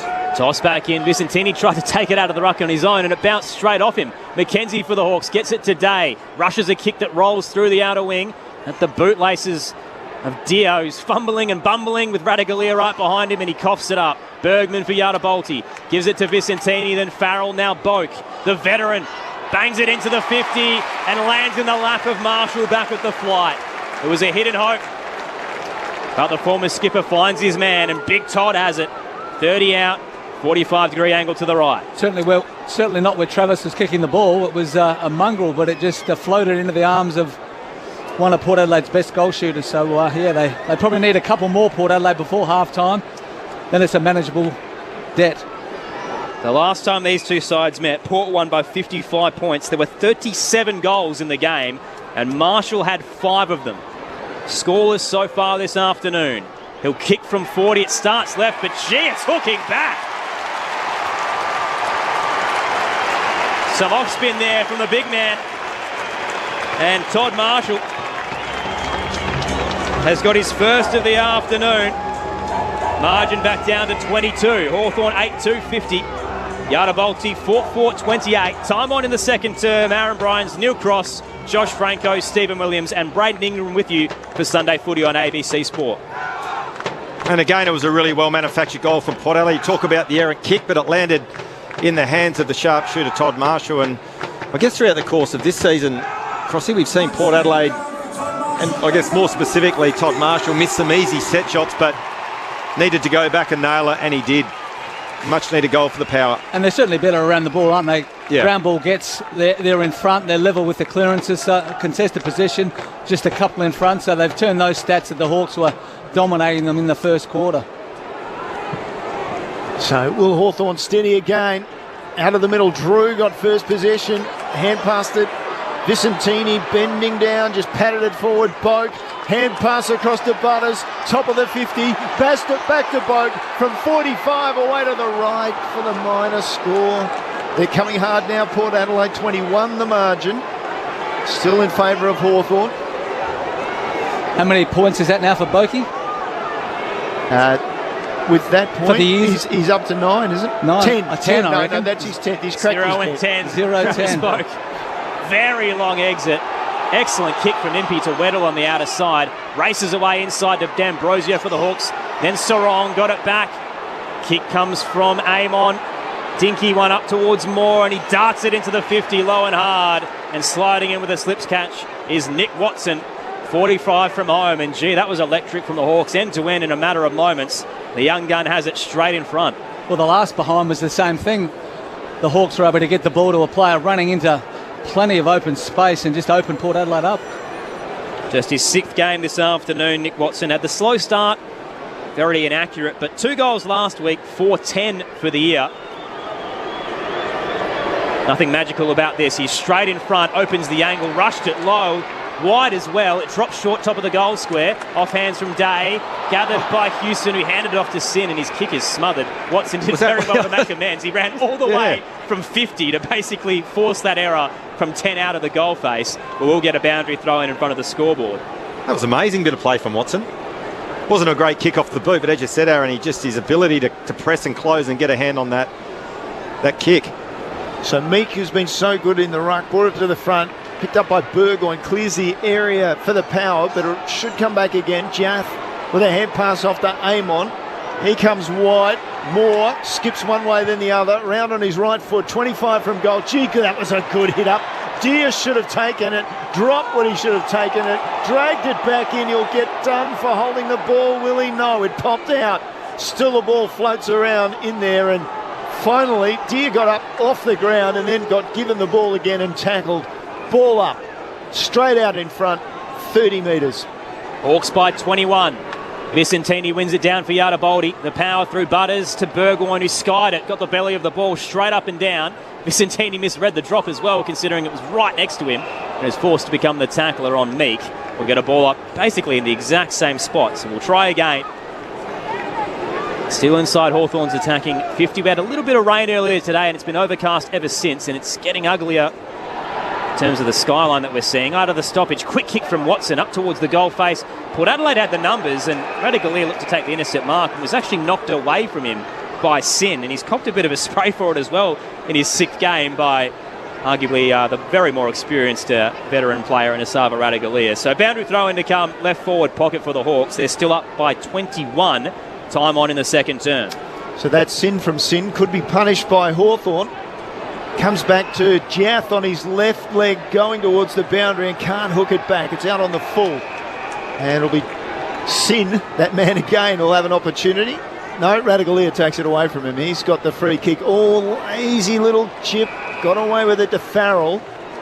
So he went down the line, but Farrell was almost closed down by Day. So Farrell for the Power. So we get a bit of drizzle coming across the ground. The ball into the centre square. Finds its way out in the end to Butters. Flip the hand pass out. Port Adelaide away. They've got runners. Burgoyne on the eastern side of the ground hesitates. Jace a bit unsure what to do, and the famous number 7 looks wide in the end.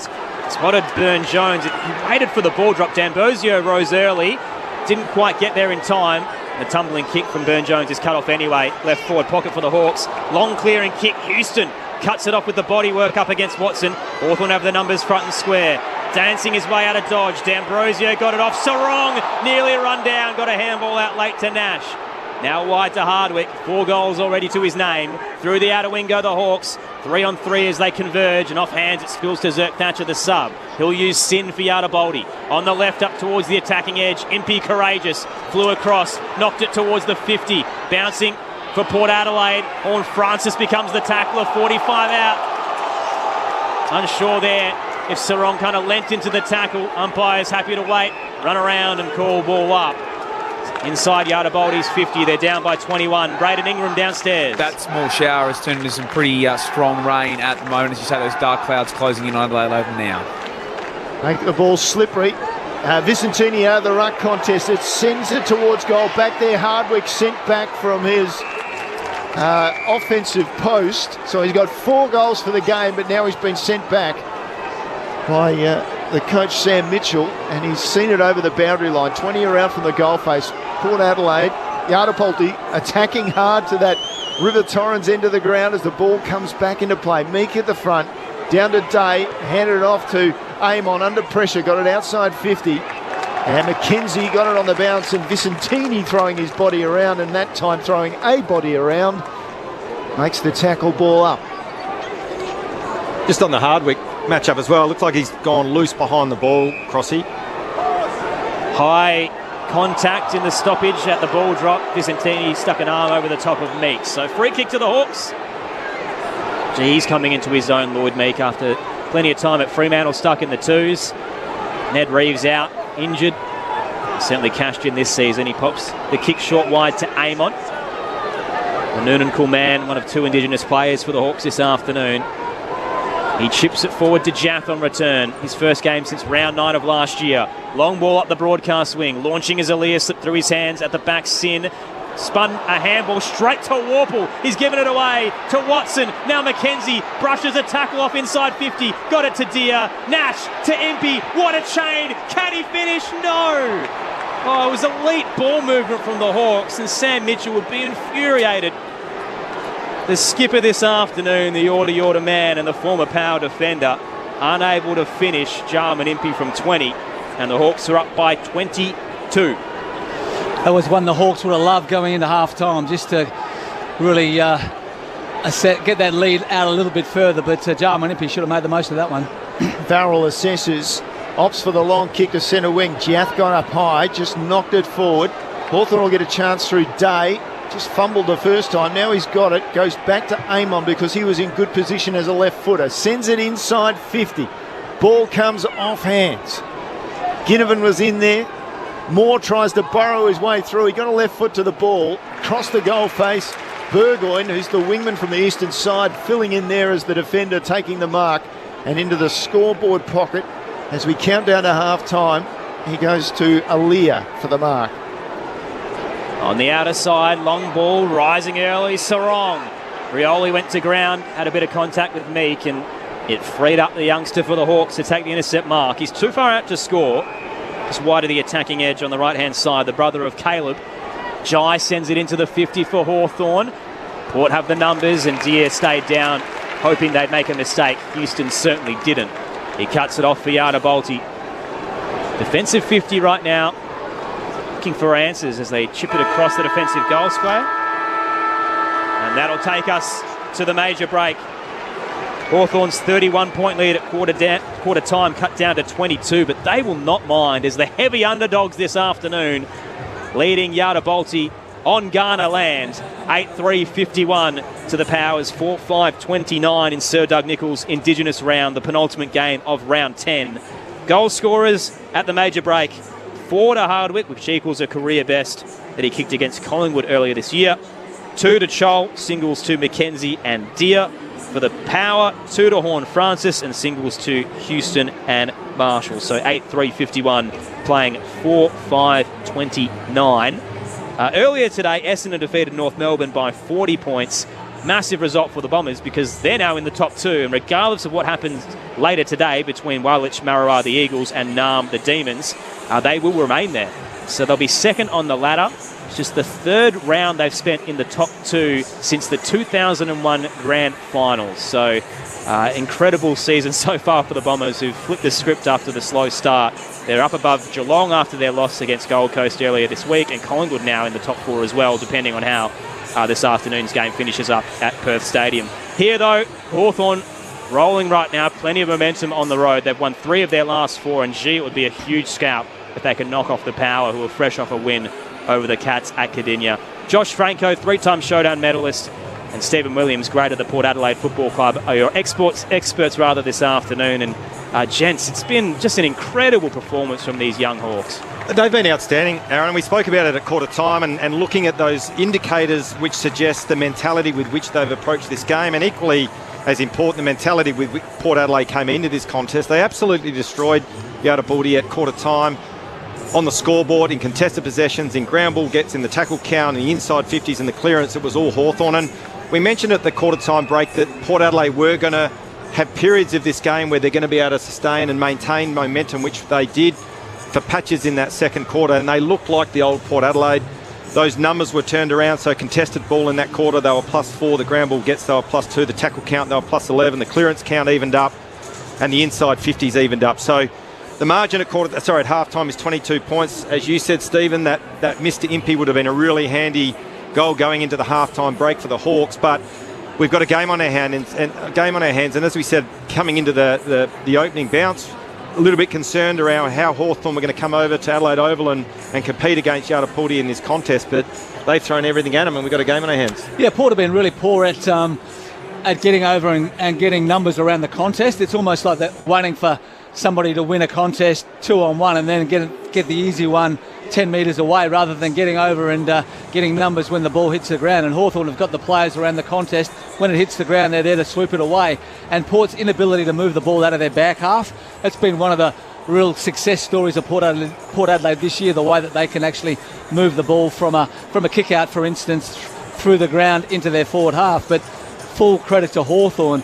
Port have just been really slow at getting the ball out of that back 50. And I'm not sure what's up with Aliir, but just his coolness around the ball, Josh, just really slow at reacting. Like and slow motion, he does look like he's in slow motion. Yeah, absolutely. So it's been a really comprehensive performance from Hawthorn.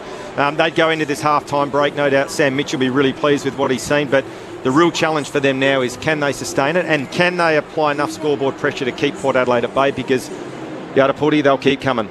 Josh, I've got to go back to quarter time because you were quite frustrated with the way Yarrapuldi had started.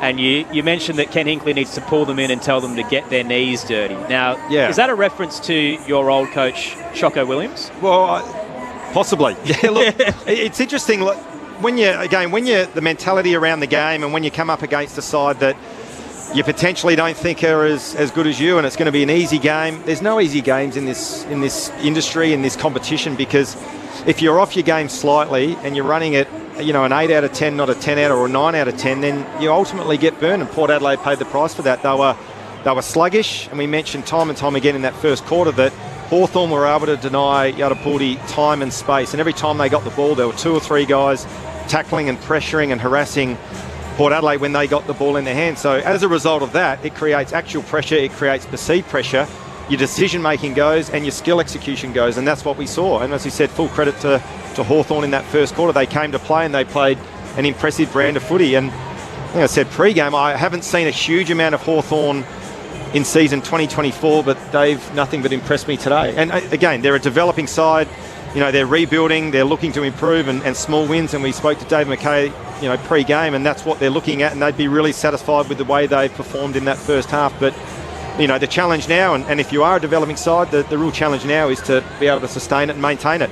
And if they can do that, they give themselves a chance. If they don't, Port Adelaide potentially runs over the top of them. And it's a thing for Yatapulti to say, well, are we good enough to come back? Like, if Port Adelaide think they're a side that's going to feature in the finals and actually win finals, you've got to be in positions like this where you have to get your knees dirty, as you said, Josh, and work back into the game. It might be your 3 goals or your 2 goals down at three-quarter time, and then you come over the top and win the game. But you just got to keep on fighting. You just can't say, oh, well, we weren't really up to it today and just lay down. So the Hawks have done everything right.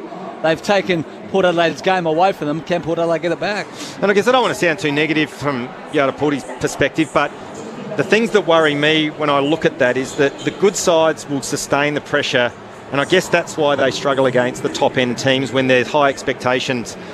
Whereas Hawthorn, as I said, the challenge for them is, can they maintain the rage for the full 4 quarters? Possibly not as a young side developing, but I guess that's where Port Adelaide do look vulnerable when sides really bring the heat. Can they match it? Can they sustain it? Can they give it back and then get their game going? Because we've seen, particularly in that first quarter, they weren't able to do that.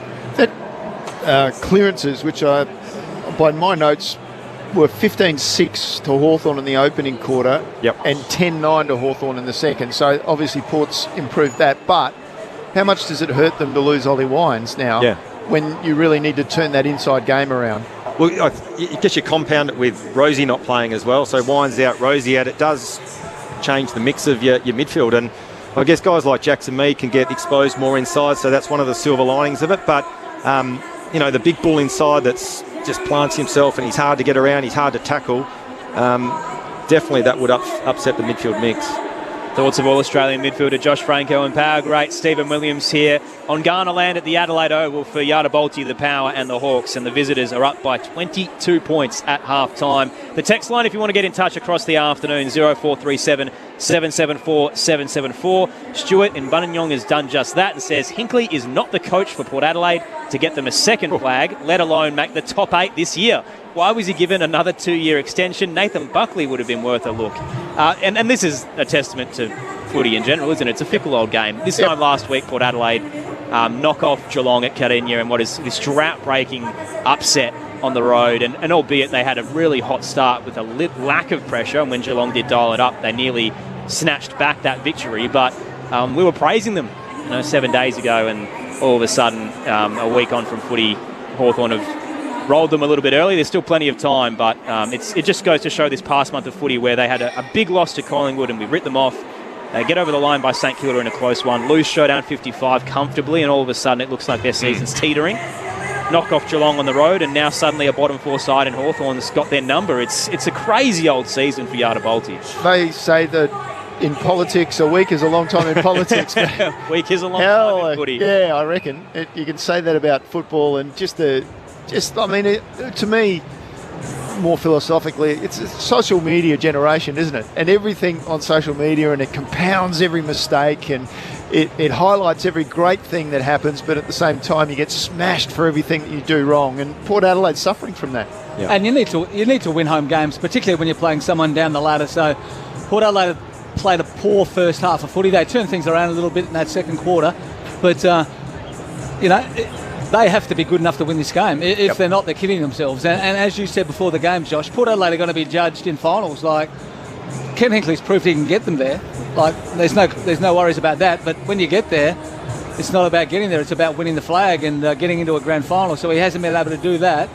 So that's when the real test comes. But as we've seen so many times, expectation, they just really find it hard to deal with expectation. They had nothing on them down at Geelong last week. No one expected them to win. They go in there and fire up like they did. Today, everyone expects them to win. All of a sudden, they're not able to handle it. So they've got some work to do in those little heads of theirs at half-time. Thoughts of Stephen Williams and Josh Franco. Still to come today, Walich, Marawa and Naarm, which is the Eagles and the Demons from Perth Stadium. We'll take you there at the conclusion of this contest with the team out west, Clint Wilden, Mitch Turner, Sharad Wellingham, Cara Antonio and Akash Fortata. Earlier today, the Bombers defeated North by 40 points. We'll run through all the stats there and what it means for Essendon, who are now inside the top 2 in a moment's time, plus everything that's happening in the other codes. But for now, on ABC Radio, Sport Digital and the ABC Listen app, we can take the latest from the ABC newsroom.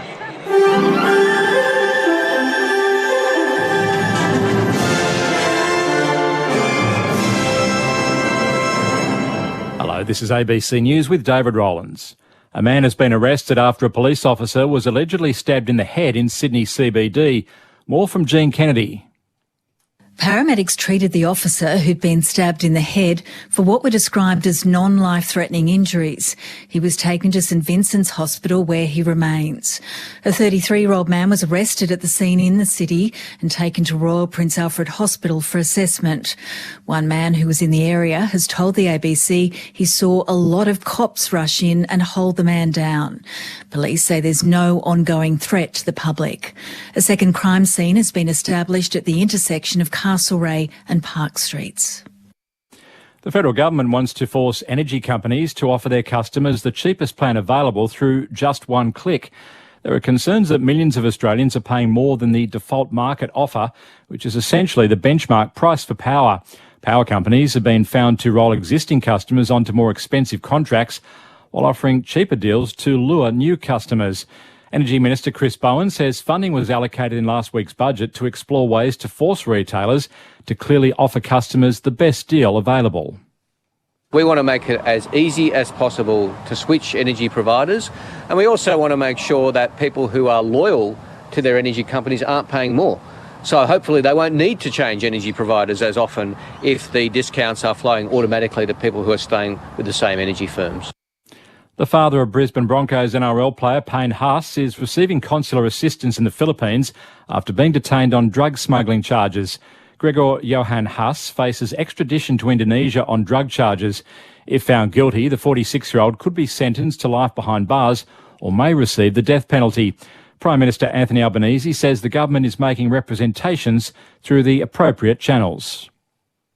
One of the things that the Australian government do is we stand up for Australian citizens. We make appropriate representations through diplomatic channels, and we'll be doing that in this occasion again.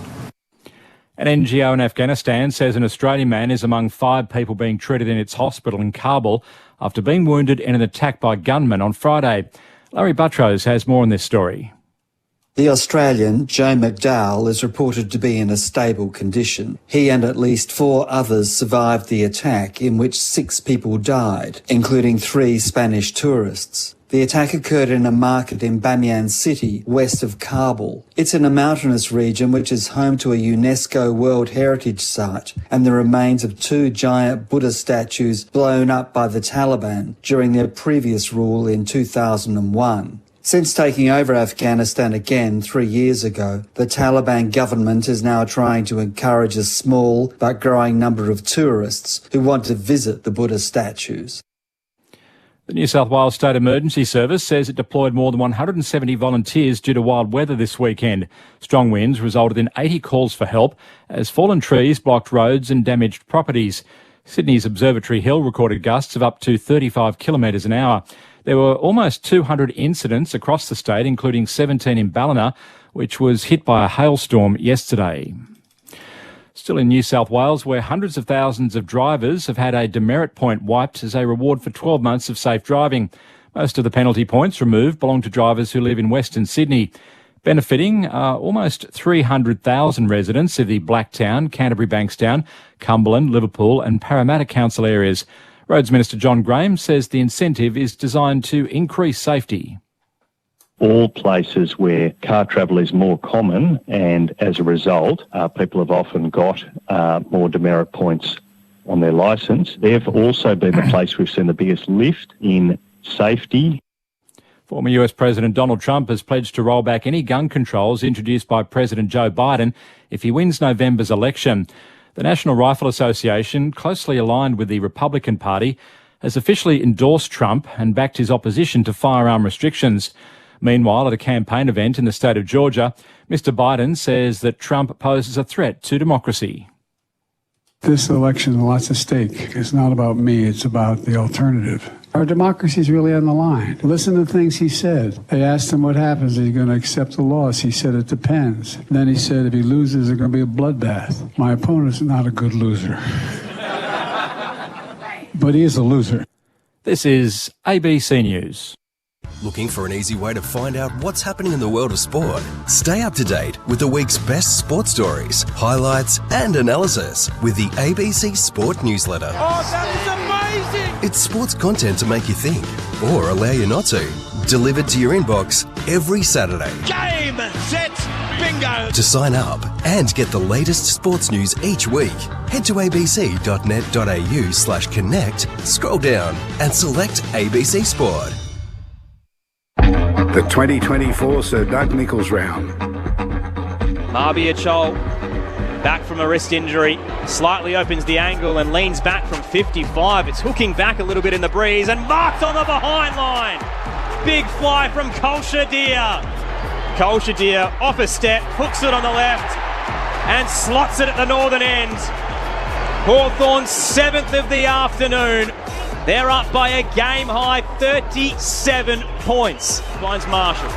Marks uncontested, but too far out to score, so he'll hand it off. Charging by Houston with the rocket from 50. That's the spark the power needed. Amon brings the ball in, the former Port Adelaide player in the Hawthorn colours. Ball comes off the pack to Sin. Inside 50, Horn Francis. So in he comes, and no problem for the classy Horn Francis. Port Adelaide get a couple in a row. Confirmation from the power that it is heart palpitations is the reason that Ollie Wines has been subbed off, so hopefully it isn't anything more serious than that he's sitting at the back of the bench now. The journeyman Marbia Chol right at home at the Hawks. They're locked and loaded at the Adelaide Oval, and Chol gifts them another and shushes the crowd as well. Oh, they're rolling with confidence right now, Hawthorn. Scoreless so far this afternoon. He'll kick from 40, it starts left, but gee, it's hooking back. And Todd Marshall has got his first of the afternoon. The 2024 Sir Doug Nicholls round. On your radio. Sport Digital. And on the ABC Listen app. There's an upset brewing at Adelaide Oval. Hawthorn are up by 22 points over Yarrabolti, the power here on Ghana land in the penultimate game to round 10. The Hawks 8-3-51 to Yarrabolti's 4-5-29. 4 goals to Blake Hardwick, 2 to Marbia Chol. Pressure's been the key. They're dominating the inside 50 count, the clearances as well. And Ollie Wines out of the game with heart palpitations. No Connor Rosie either for the home side. Aaron Bryans and Neil Cross calling the action for you. Sunday footy on ABC Sport. Your experts, All-Australian midfielder Josh Franco, Port Adelaide great Stephen Williams and Braden Ingram downstairs on the boundary. Earlier today, Essendon defeated North Melbourne by 40 points. Big margin there. 16-10, 106 to 10-6, 66 at the Docklands. Peter Wright had 4, Matt Guelphy with 3 and Drake Stringer with 2. We also saw Nick Martin have 27 touches as well, the best for the Roos. Harry Sheasel with 32. What it does mean in the context of the season is that the Bombers are now in the top 2 behind Sydney, who are on 36 points, but Nam won't be able to catch them despite the game later today between them and the Eagles at Perth Stadium. So the Bombers inside the top 2 for the first time this deep in a season since 2001. In the grand final, where they end up playing in the grand final. So massive. Meanwhile, at the Adelaide Oval, it has just started to pour down for poor old Brandon Ingram downstairs and the Hawks and the power players out there. It's had a little patch of rain earlier today, and the radar's actually not looked too bad. So I'm not sure where this rain has come from, but it's heaving. It may just be a short patch, but it's certainly going to impact this contest. The text line, if you do want to get in touch as well, 0437 774 774. Vernon's done that. He says, here in Grasspatch, loving the call of Sir Doug Nicholls' Indigenous round. And for those who did join us late after the Docklands game, I do want to run through the Guernseys this afternoon. So Hawthorn and Port Adelaide's Yarraboltis this afternoon, both linked to past greats. So the Hawks designed by Chance Bateman alongside Jade Dolman, and the Power by Byron Prickett and his first cousin, Melanie Pickett. We'll get a little bit more into what the symbols represent and the styles of the Guernseys throughout the latter half of this game, depending on how close the margin is, because Hawthorn at the moment are up by 22 points, 8-3-51 to 4-5-29. And as I mentioned, still to come today, Walich Marawa, the Eagles, up against the Nam Demons. Can you see out there, Josh? It is bucketing down. Come from nowhere. Yeah. Well, the Port Adelaide blokes won't be used to it because it hasn't rained here for a while. They're scrambling on the hill for cover. Torrential rain. Well, Aaron, we spoke about pre-game Zirk Thatcher being the sub for Port Adelaide. It looks like the adjustment they made. Burgoyne's now up on the wing with Bergman on the other wing for Yarrabolti. Underway in the second half, Meek with a tap out taken by Warple, flips it to Day for Hawthorn. Off the left foot down to half forward. Ball slips over the back. We're going to call that a lot. Ball slips and slide and all the way almost to the boundary. It's kept in by Hawthorn. Farrell inside 50, defensive 50 for the Power. Eventually it was flipped up to Boak, who cleared the area. And now outside 50, the scramble continues. Just picking the ball up seems hard at the moment. Warple does well, flips it to Day. So the combination that got it out of the centre square initially works for Hawthorn again inside 50. Ball trapped under players, will get a ball up. The rain has abated somewhat, but I did see Braden Ingram at half-time, and the last thing I said to him was about the rain, and he said, oh yeah, you've reminded me I need to get my coat. He's using it now. Tossed up 45 out. Meek just paddles it towards the boundary line, so we'll get a boundary throw in front of the Rashudo stand. Well, it's interesting as well, this bit of rain, you've got to adjust the way you play, get field position, don't overuse by hand, hack it forward, but as it starts to dry out, which it looks like the rain's abating now, you've got to get back to your normal game, then you can start using the ball a little bit more by hand. The Hawks by 22. Meek down to Newcomb from 55, sends it to the goal square. Big double fist from Ratugolea. Sliding in more, stuck a boot out, trying to volley it through, but unable to reach the pills. So a minor score for the Hawks to start the second half, now up by 23. 8-4-52, plays 4-5-29. Houston has a look on the eastern side, brings it onto this broadcast side of the ground. Off the pack, Eamon took it, got the hand pass back, eventually into the hands of Impey. Around the corner he goes, down towards half forward. McDonald worried Aaliyah out of it, but his kick was partially smothered. Boak picked it up, chipped it dangerously. Oh, he's worse for the wear, Georgiades. Hadn't seen a lot of the ball, but it had smashed away, but I think he's been corked badly in the back.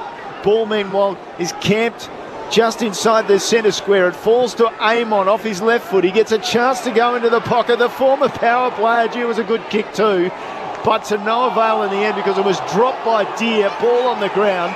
Hawthorn player over and near the boundary line. The umpire says we'll ball it up in the left forward pocket for the Hawks. I reckon Deer would be ruining that missed opportunity. He missed one in the second quarter, had his hands all over it, and again on that occasion, slippery ball, but should have taken the chest mark. Lofted up in the pocket. Vicentini missed the ball drop. Trying to hack it out of there was Burgoyne, smothered. Ricochets to Meek, who picks it up at his toes. The big man for the Hawks. Handed it forward to Deer. He's bowled over by Aaliyah. Fell forward, no free kick. Day wrenches it out. Dances, dodges, spins, snaps, and goals! Unbelievable! Oh, what a sight. Will Dace. That is so special. Hawthorn's up by 29. That is the highlight of the day. 9-4-58 to 4-5-29. The Hawks lead. Out of traffic, Will Day producing something miraculous. Braden Ingram downstairs. Crossy, you were spot on. Georgiades just copped that knee right to the hip glute area. He was able to get up and moving. He's pretty sore, but he stayed on the ground. Just tackles, just hands getting put out. When you tackle, you've got to tackle with your body. Get your body in line with the opposition and then hug them to your chest. But you stick a hand out. Players these days just brush you off, and Will Day just kept his balance, knew what he was doing, and a really important one for the Hawks. Well, you see goals of the year where they're kicked from the boundary or from 60 metres out when they kick a big barrel, but different type of goal, but equally as impressive. Will Day with his first goal of the season, important one. Hawthorn will come out of the middle again. Newcomb just went wide with his hand pass, and now inside 50, D'Ambrosier off his non-preferred right foot. Gets it just shallow inside 50 and off Chol and over the boundary line, and we'll get a throw in. So again, Hawthorn pressing. Pressing, and not the start Port Adelaide wanted. Again, statistically, inside 55 to zip, and the possession count 16-8, Hawthorn's way. The game high margin was 4 minutes into the second quarter. They led by 37 points. Port Adelaide threw a lot at them in that second quarter, but still, early now in the third, it's 29 the margin as Port works the ball across their half-back line. Finally, Horne-Francis comes free off his left foot. Good little poke over the top. Butters with the mark on the broadcast side. Turns off half-back, dancing his way around Phillips. He kicks up towards the centre square. Wet footy at the moment. It bounces off the hands of Mead. Got it out towards Bergman, though, who hands it to Horne-Francis. Spears it into the 50. Lace out to Marshall. Smart kick. He could have just blasted, but Hawthorn had numbers where the ball would have landed. So it just shows what a quality player he is. He'll hand it off. Deja vu. Houston from 50. Fires again. Oh, the Hawks didn't learn their lesson. Yardaboldi strikes. Back down to a 23-point game off the second goal from Dan Houston. Hawthorn 9-4-58. The Power 5-5-35.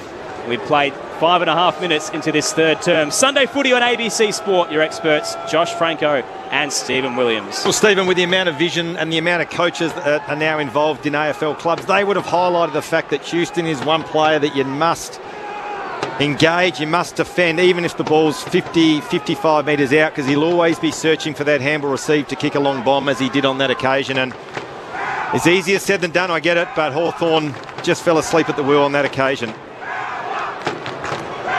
Rain still coming down.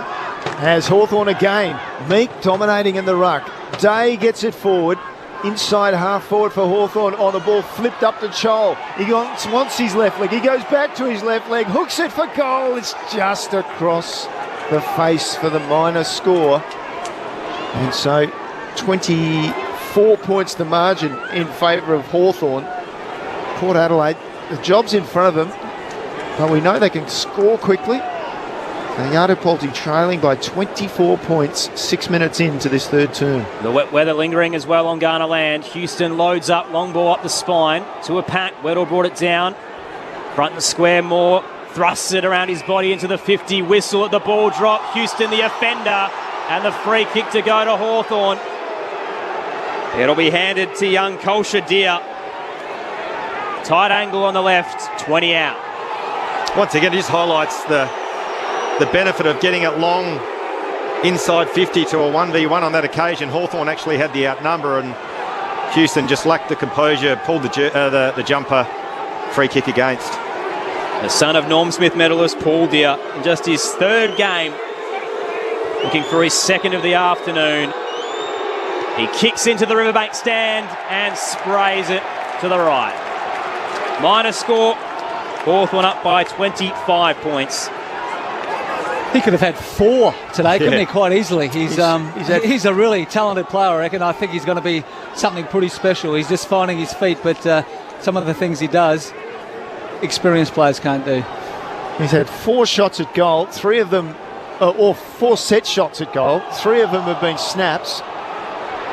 He missed everything twice, and that time he has sprayed it, so he's got 1-1 for his afternoon. Meanwhile, Port's cleared towards centre wing, still behind centre wing, and it was Day for Hawthorn who eventually fumbled the ball, well, rather deliberately in the end, but over the boundary line. We'll get a throw in. So, job in front of Yardabolti in the first week of 2 weeks of Indigenous round. Toss back in, Vicentini wins it down looking for Mead. For Drew rather, put it in his path, but Newcombe was on his tail. Handball missed Bergman. Sliding in, Nash becomes the tackler. Holds up Horn Francis. Crowd wanted in the back, but in the wet weather it was always going to be messy. Physio's run out straight through the stoppage here. Starting his way into the 50 for the Hawks. Wondering what's going on there. Meanwhile, tossed up, Vicentini wins it down. And Horn Francis gets it away. He doesn't have a particular target, this runner, so I'm not sure what he was doing there, but the umpires have let it go. Meanwhile, the kick into the centre square, thumped forward by Finlayson in a 2-on-2, and it's cut off at the back by Mitchell for the Hawks. He'll hand it to Weddle, and now switch to the broadcast side to Jaff. Awkward bouncing ball, he gathers close to the boundary line, tried to sidestep Mead, who wasn't buying what he was selling. Awkward handball, found Impey, his skipper for the day. And he loads up with a long ball through centre wing. Rising up early, Vicentini, nearly outmarked by Mead. The ball fell in his lap off the hands of the Power big man. And a ball up to come. How's this cheeky text? 0437 774 774. The Freo Cookster says, listening from Perth where it's sunny and 28 degrees. We've had less than 10 millimetres of rain this year and none on the horizon. Meanwhile, here in Adelaide, we've gone a month essentially without rain and it's all coming in a day. Out of the stoppage, free kick in the back, tackle from Newcombe. And the recipient will be Jackson Mead for Yardabolti. And I'll tell you what Hawthorn have done really well today is clog the corridor. Port Adelaide really like to go back through the middle of the ground. Have had 0 opportunities. Wrestle between Dixon and off the ball. Butters has put down Meek. So the big ruckman for Hawthorn. I wonder if he was a bit meek the way he went to ground. But nevertheless, Zach Butters couldn't help himself, and so the umpires have awarded a free kick to Meek, who hand passes outside to Weddle, down the line with his kick, near the front of the centre square, the point of the centre square there. Newcomb went in, picked up the ball, was back slammed by Drew, and the umpire said, well, that was a dangerous tackle. I'm not sure about that. Neither's the crowd, and neither are our experts, Josh Franco and Stephen Williams. That's just really not having any idea about football. Yeah, good call. Newcomb tried to switch. It was a shallow kick. Phillips made it look good on debut. Gathers under pressure from Finlayson, then pops it to Mitchell. The 21-year-old for the Hawks. Average age of this side, 23. Port Adelaide's 25. He looks to switch it across half-back. Finds Amon on the 45, putting it in front of the Max Bashir stand. He's kicked down the line to Sarong. So Hawthorn with the slow ball movement here that has unravelled them in the early stages of the season. When they're at their best, they're frenetic and forceful around stoppage. He just jams it up towards a pack off the hands of Deer. It's thumped out of there along the deck by Hardwick, and the goalkeeper at the back, Vicentini, can cut it off for Yardaboldi. Got it to Burgoyne and just rushed the kick unnecessarily, off balance, off the side of the boot in the wet, and it's out on the full as we get a rare glimpse of sunshine and a nice little rainbow over the Max Bashir stand. The rain has subsided, and the players can now hopefully get the ball going. 25 points is the Hawks' lead. Long entry incoming here from Amon. Off hands the ball on the ground, and McKenzie couldn't take possession for Hawthorn. Over the line, around 40 out from the goals for Hawthorn. We might just get down to Braden Ingram quickly. Well, the rain has succeeded in soaking all the fans and boundary riders. As you mentioned, the sun is out, and we might have a little bit of a clear patch, hopefully, to get through to the end of this game now. Melbourne boy, very happy to see a clear patch. So here's the ball off the ruck contest. Came out to Moore for Hawthorn. Around the body he goes on. Ginnivan had the ball in hand, couldn't take it. Hardwick, who has 4 goals, somehow smuggled it to Ginnivan. Off the left foot, he rolls one through and then celebrates like only Ginnivan can. His Hawthorn teammates come from everywhere to congratulate him. He almost took the mark to start with and then lost it. Hardwick tried to bulldoze through. His back was to us, but he clearly must have got a hand pass smuggled out, and Ginnivan off a step with the goal. 10-6-66 Hawthorn. They're holding Port Adelaide at bay. 5-5-35. Yardabolti have a job to do. Well, but if you looked at the game now, you would say that Hawthorn are going to win by more rather than Port Adelaide are going to get back into the match. So they're just getting beaten at everything, and it's living in Hawthorn's forward half. So Port can't move the ball, and the Hawks are doing a fantastic job. Absolutely, Stephen, and similar numbers to the first quarter in terms of the contested possessions, the ground ball gets, the clearances, and probably the most alarming stat for Yardabolti at the moment, to your point, is the inside 50s, 9-1, Hawks way. Hawthorn by 31 in the middle. Chol rose early against Finlayson. Thumped it straight up and down. Spills towards McKenzie. His handball a little wide. Mead stuck a hand in to cut it off. It ricochets to Warple though. The Hawks midfielder uses D'Ambrosio. Around the body, Chol kept running and he hits him, but he drops down the uncontested mark. Bar a soak that he let behind.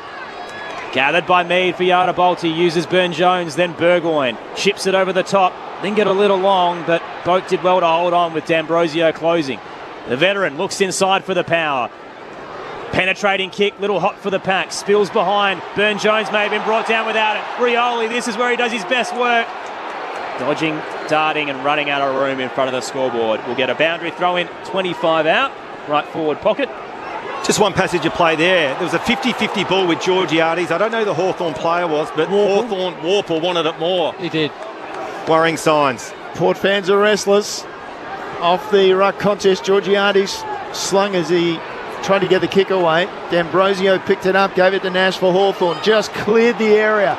Good contest by Hardwick. Hardwick has ball in hand, inside 50, over the top, looking for more, going back with a flight.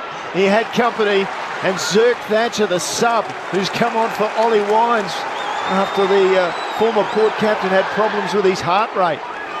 Tell you what, hearts in mouth for Port fans this afternoon. Zirk Thatcher to Burton, then Sin. He looks to the square and finds Boak. The handball was a little hot, charging by Farrell, fumbled. Had a bit of time to gather as Hawthorn closed, and he'll switch across half back. Finds Aaliyah. Look lost at the moment, Port Adelaide, with their ball movement, don't they? Don't know whether they go back through the middle, switch the ball. They're not going forward. They're not penetrating the game and gaining field territory, but they look a little bit lost. Well, it's a 3-time showdown medalist, Josh Franco. Jace Burgoyne now has it right half back for Yardabalti. Kick to a pack, off hands, hits the deck. Ginnivan puts his head over the footy. Tackled by Drew. Towed out of there by Nash. Bounces up towards the attacking edge of the square. Left half forward for the Hawks. Picked up by Moore. He's ripped away from it by Boak. Ball bumbles its way up through centre wing. Picked up by Frost for the Hawks. Uses Day. Thrusts the kick up towards half forward and it lands in the lap of Watson sliding in. That was a lucky drop. Directs traffic. Jams it in and finds Hardwick. It was an awkward looking kick. Low and hard. Forward tumble. And it's landed up towards the man of the hour. Blake Hardwick looking for a career best 5. He's taken it 30 out, slight angle to the left. Oh no, that's an understatement. He's been outstanding today. Yes, he's given Ryan Burton an absolute bath. And his kicking has just been gun barrel straight. Yeah, well, and again, in the context of this game, if he is able to convert this, the margin ends up being 37 points, almost unattainable, you think, from Port Adelaide's perspective. Hardwick comes in from 40 and has a handful at the Adelaide Oval. 5 for Hardwick. Back to an equal game high, 37-point margin. The Hawks are eyeing off a major scalp. 11-6-72 to Yardabalti's 5-5-35. 16 minutes into the third term on ABC Radio, Sport Digital and the ABC Listen app. What a result we could have for Sunday footy on ABC Sport. Just a domination, isn't it, Josh? You look at the inside 50s, 11-2. And the 2 times Port Adelaide actually got it in, it just bounced straight out again. So they can't get it inside forward 50. When it gets in there, they can't hold it in there. So they're getting beaten at every aspect of the game. And probably the biggest indictment you can have on a footy club is the effort at the moment being questioned, and it's an embarrassing output for Port Adelaide currently. So it'll be more with possession and just trying to handball it out. Missed it, Vicentini. Now it's play on advantage. Everybody stopped for a moment. Inside forward 50 goes Port Adelaide. Through Mead. Comes off hands and picked up.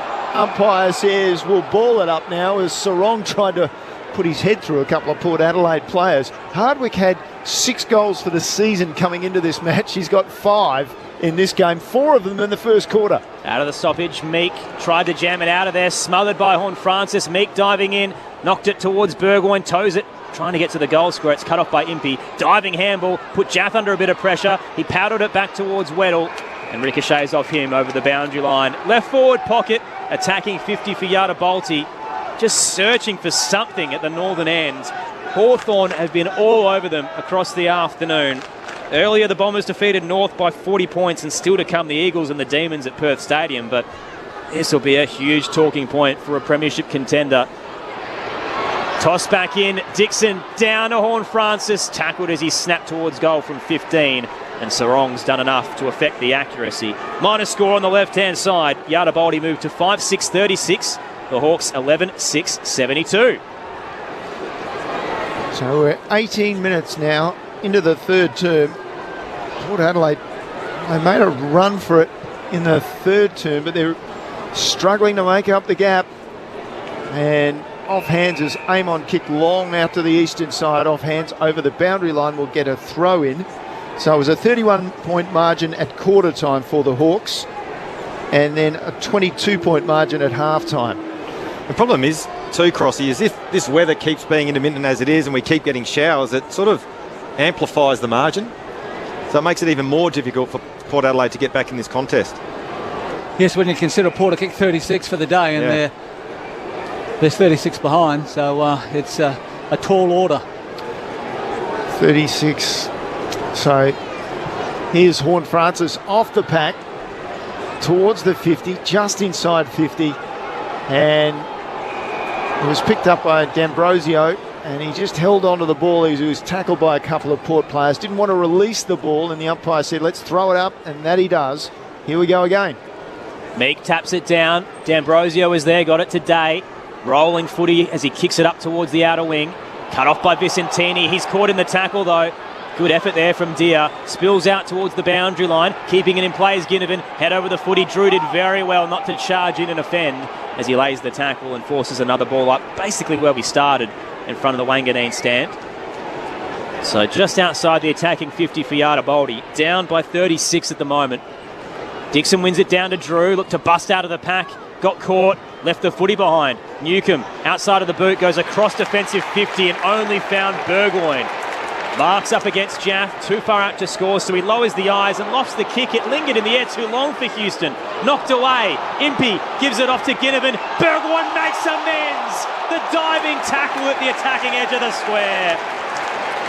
Great desperation from the youngster. Holding the ball, the free kick to the Larrakia and Cocartha man as he kicks into the 50. Knocked away though by Frost. Impey shoveled it towards the boundary line. They're deeming it out on the full. So free kick to go Port Adelaide's way, and Jason Horne-Francis, the Waterman man, handed it 45 out tight angle. Well, just looking at the body language of Hardwick, when Ginnivan had that ball, all he had to do was get it long and just get some field position. He had a one-on-one ahead of the footy, but Pace Burgoyne, outstanding tackle. So Jason Horne-Francis, the shining light on a gloomy day, starts on the fence. This is going to take something miraculous. He slightly opens the angle, starts right, and it isn't curling back. Sits up on the behind line and thumped all the way into the hill. Floating across, Kolsha Deer got a big fist on that. Minor score, 35 points the deficit. Yardabolti 5-7-37, Hawthorn 11-6-72. Time on in the third, Sunday footy on ABC Sport. Amon goes short today in the scoreboard pocket. He's just holding things up. Now he decides to go long to the eastern side. Another big back pack. And off Vicentini, who was at the front for Port Adelaide, and then over the boundary line. Just looking at the way Port's scoring at the moment, their shot accuracy for set shots this season, worst in the competition at 43%. So all of these things, they need to generate a lot of shots at goal, and when you're kicking at goal isn't fantastic. That's not good either as the ball's come back into play. It was Nash off the ground, the Irishman down to half forward. Hardwick came out. The ball came off him. I'm not sure it was a hand pass. McKenzie with a long kick, and it slides through, and the celebrations go on for Hawthorn. McKenzie, who kicked the opening goal of the match for the Hawks, has his second, and they are celebrating big time. 12-6-78 for Hawthorn. Yardabolti 5-7-37, and we are in time on in the third quarter, and I'm sure the Hawks at home in Melbourne cannot believe it. They're just playing too well. Yeah, they are. They're just playing good football to the conditions that we saw. Then Nash just kicked the ball off the ground, get it moving forward. Then Hardwick playing in front as a good forward should do. Little offload, and then a great finish by McKenzie. It's so easy, Hawthorn are getting their goals, where Port Adelaide just really struggling, and when they do get an opportunity, as we saw from Horne-Francis, kicking from a position where you probably kick 1 in 10. Could Port drop out of the 8? If this trend keeps continuing? They, on the live ladder, are currently 9th, Josh. Currently 9th, there you go. Wow. Massive weekend of footy. Another 6-6-6 warning. This one was definitely against the Power. So the previous one must have been the Hawks. Tossed up, Dixon takes it out of there up against Meek. Got a handball out to Drew, lofts it over the top.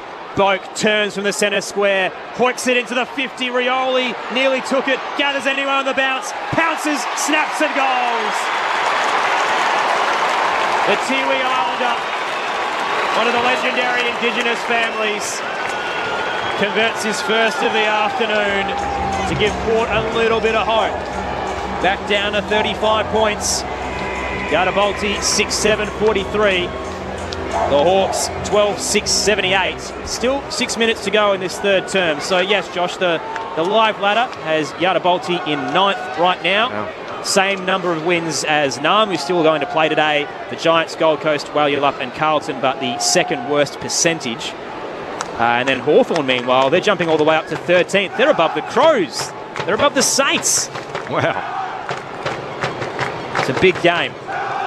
Rioli, a really nice finish. He's been quiet, but Josh, they haven't had a lot of opportunities. The ball's been inside forward 50 probably 20 times. in nearly 3 quarters of footy. Dixon thrown into the ruck. Moore takes it away, though, for Hawthorn. Down to half forward, picked up by Houston to Aliir by hand and then to Drew, and he snaps a kick back into the middle of the ground. Meek, Horne-Francis just couldn't make an impact with the tackle. Gave it off to Impey. High and long and inside 50 and off hands. It almost went to Day. He did pull down Radagalier. It's called play on. Jath got it out for Hawthorn. Extracted it to Moore, and then he went wide with his kick, and sliding in, just unable to take the mark, was Deer over the boundary line. And look at their ground ball gets over the last 4 weeks. They are ranked 1 in the competition, Hawthorn, and you can just see in that example there, they're just outnumbering Port Adelaide through work rate and their ability to get over the contest to support their teammates. Toss back in, Meek in front position, beats Dixon to it, taps it down, does his own crumbing as well, hands it to Newcombe, but Dixon kept fighting. Lays the tackle, holds him up. Just outside Hawthorn's 50, will get a ball up. 35 points their lead. Dixon's getting frustrated out there as well. A bit of push and shove. We had a big melee in the opening term. Meek wins it down. It bounced off the hands of Butters. He's been quiet this term. Moore rips it out, hands it to Nash. Fisted around like a pinball. Meek got it to Warple. Racked up by Bergman. Slid to the ground, let it go, and Butters. Big shirt front as he pulls over Nash, and the ball shoots out over the boundary line. It's getting physical in the wet. Hawthorn won't mind because they've got the lead. 35 points right now. That was a big hit from Butters, who bowled over Meek earlier as well. Toss back in. Dixon front position, tapped it down. Horne-Francis was there, got a second chance to pick it up and caught high. He's having a go, Horne-Francis, isn't he? Trying to get Port Adelaide over the line here. He just needs a few more mates to jump on board.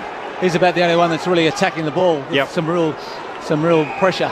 Who went inside at 45. It was dangerous, but Butters with the mark. Now to the back end of the centre square. Aliir pops it over the top near the centre circles. Boat took the mark. Off straight away by Hander Houston. Darted the pass just outside 50 to Marshall. He wants a leader. Nobody forthcoming at this moment. Pops it over the top. Inside 50, Houston ran on, took the mark. Well within scoring distance, 40 out. 45-degree angle. And he's got 2 already, so he's him and Horne-Francis, Port Adelaide's only multiple goal scorers, and he may have 3 from the half-back flank. Must say, as I said, Port Adelaide don't have a good record in front of goal, and one of the worst kicks at goal I think I ever saw Dan Houston make came the other week. He was kicking to the other end of the ground, and he really struggled. Not this time. Not this time. Straight off the boot. A clean shot, and 27 minutes into the third term. Port Adelaide needed that. So they move along to 12-6, Hawthorn 12-6-78, and Yardapuldi 7-7-49. Closing in 3-quarter time on ABC Sport. So the Hawks are still +7 in score this quarter. Port Adelaide have been able to kick the last couple and maybe give themselves a slight chance, but that was probably, Josh, their best bit of link-up play for the whole game. They were able to get the ball through the middle of the ground into the guys' hands that kicked the ball the best and finish with a pretty good goal. Well, as we said throughout the call, that Port Adelaide do like to come back through the corridor, and they haven't had many opportunities because of the way that Hawthorn have defended them. But on that occasion, you're right, they found some uncontested marks and looked dangerous going forward. Back down to 29 points. Hawthorn leads. Vicentini down to Horne-Francis. Sidesteps Warple. Is crunched as he gets his boot to ball. Skied it up towards the outer side. Awkward bounce for Impey. D'Ambrosio gathers. Got out of the tackle of Houston, but hands it straight to Mead. Arches the back through the corridor, but misses his boot on the ball drop. Just towed it up towards Bergman. He's tackled. Comes out to Horne-Francis. He's been the man this quarter. Pops it into the 50. Excellent delivery. Silver service to Marshall, who marks out in front. 45 from home, was bowled over afterwards, but there will be no 50-metre penalty. Big Todd has it slightly to the left. 23-point game on the line if he can convert this. Well, the 2 players that are keeping Port Adelaide remotely in this contest, Horne-Francis has been huge. He's had 10 3-quarter or third-quarter disposals, and Houston was involved in that passage of play as well. He's kicked 2 for the quarter and had 7 touches. Marshall, who kicked his 150th goal earlier in the game, the 14th Port Adelaide player to do so. And 5 on the Hawks last time they met. Starts in the centre square. Methodical approach from Marshall as he crosses the pain of 50, launches a long kick that started left and never came back. Another blemish for Yadabolti, 7-8-50 they move to, and the margin is 28 points as we close in on three-quarter time. You really feel they have to kick every one of those, and they're not going to get a lot of opportunities, and Hawthorn have just been too strong today. Well, I reckon if you're a big key forward, you're on big money, big contract, you've got to nail those. So Hawthorn went short to D'Ambrosio from Hardwick after the kick in, and D'Ambrosio long out on that eastern side. Ball clears the pack, comes back to Farrell. He of the long boot goes high towards the 50. Impey took it away to D'Ambrosio, who went short, and Ginnivan took a slips catch, diving to his left, content to hold things up, closing in on three-quarter time. 30 and a half minutes down. Hawthorn 12-6, Port Adelaide 7-8. And Port Adelaide has not been in front all afternoon. Ginnivan on the 45 today. Disposal number 9 coming up in this third quarter. Hardwick's gone behind the ball again. Send it wide to Hardwick. As Josh alluded to, sitting in defence in the defensive half. He takes the mark close to the boundary line in front of the Odie stand. The lights are on here as well as the gloomy overcast conditions reign over the Adelaide Oval. Long ball through the outer side off the pack. Wrenched out by Newcombe. Handed it to Ginnivan, then D'Ambrosio close to the boundary line. Flirts with it as he kicks up towards Chol, and Aliir does enough to knock it over the line. On the text line 0437 774 774, Ken in Happy Valley says, my wife is at the game, massive Port fan. Did hope for a win today, so it would be the last of her birthday presents, which was yesterday. I think you've got to draw her a hot bath, Ken, because it's going to be a brutal afternoon. It's been cold and miserable. Not Happy Valley. Not Happy Valley, no. Toss back in, Vicentini won it down. Burton head over the footy. Ginnivan becomes the tackler, holds him up close to the 50, and we'll get a ball up. Braden Ingram downstairs. Hawks Slovai Nick Watson went down to the rooms. He's come back up. He's getting work on his hamstring. The physio and the doctors have been having a chat with him. You wonder whether he might be the sub for Luke Bruce because he's still getting treatment on that hammy as we speak. And off the ruck contest, Newcombe high on Horn Francis. If I didn't know that he had his socks up, that was the only identifier because he was smothered by Newcombe. Now he's gone short with his kick, and Butters took it. Now he plays on, eastern side of the ground. Long he goes, down to half forward. Dixon, middle of the pack, almost pulled it down, tried to bullock it forward. And still going through there, Burn Jones had a whack of the ball on the ground. Away came Warple with a hand pass to Day. Found some space when there was none, and then made the fatal mistake of giving it to the ruckman Meek, who fumbled it over the line. No damage done for Hawthorn though. Three-quarter time at the Adelaide Oval. The Adapolti at home are in trouble. Hawthorn 12-6-78 and Yadapolti 7-8-50. Goal scorers heading into the final term for the Hawks. A career best 5 for Blake Hardwick, 2 to Chol and McKenzie, singles to Day, Ginnivan and Deer. For Yadabolti, 2 to Houston and Horn Francis, and singles to Rioli and Marshall. Big upset incoming.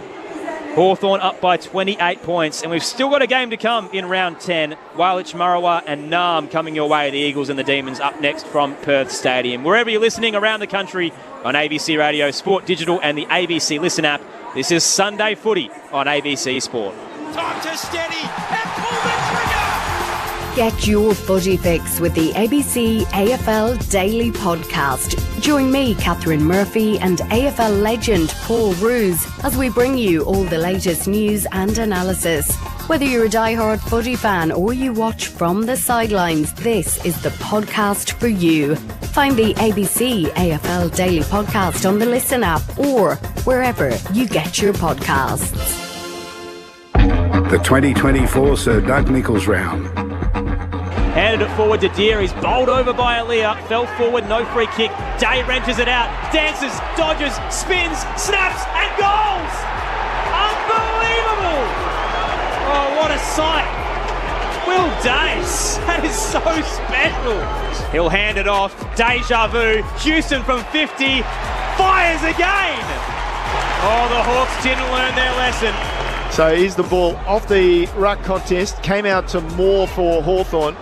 Around the body he goes. Well, Ginnivan had the ball in hand, couldn't take it. Hardwick, who has 4 goals, somehow smuggled it to Ginnivan. Off the left foot, he rolls one through and then celebrates like only Ginnivan can. Hardwick comes in from 40 and has a handful at the Adelaide Oval. 5 for Hardwick. Back to an equal game high, 37-point margin. It was Nash off the ground, the Irishman down to half forward. Hardwick came out, the ball came off him. I'm not sure it was a hand pass. McKenzie with a long kick, and it slides through, and the celebrations go on for Hawthorn. Dixon takes it out of there up against Meek. Got a handball out to Drew, lofts it over the top. Boak turns from the centre square, points it into the 50. Rioli nearly took it, gathers anyone on the bounce, pounces, snaps and goals. The 2024 Sir Doug Nicholls round. On your radio, Sport Digital, and on the ABC Listen app. What a remarkable performance from the Hawks this afternoon at the Adelaide Oval. They lead by 28 points over the home side, Yarrabolti, 12-6-78 to 7-8-50. The Power could find themselves outside of the 8 if they cannot find a way to come back from here. The Hawks rocking and rolling. They've won 3 of their last 4. Could be 4 of their last 5. They've looked electric this afternoon. They lead 12-6-78 to 7-8-50. Earlier today, Essendon defeated North Melbourne by 40 points, and still to come on ABC Sport to wrap up round 10. We've got Walich Marawa, the Eagles, up against the Naarm Demons at Perth Stadium. Standing by to call it all is Clint Wilden. Clint.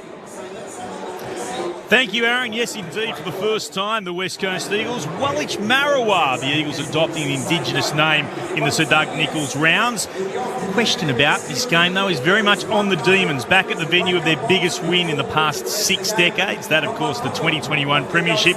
A win today won't have quite the same impact, but it will see them climb back up into second, lose, and they'll be 6 points shy of Essendon, currently in that top 2 spot. A lot to play for the Demons.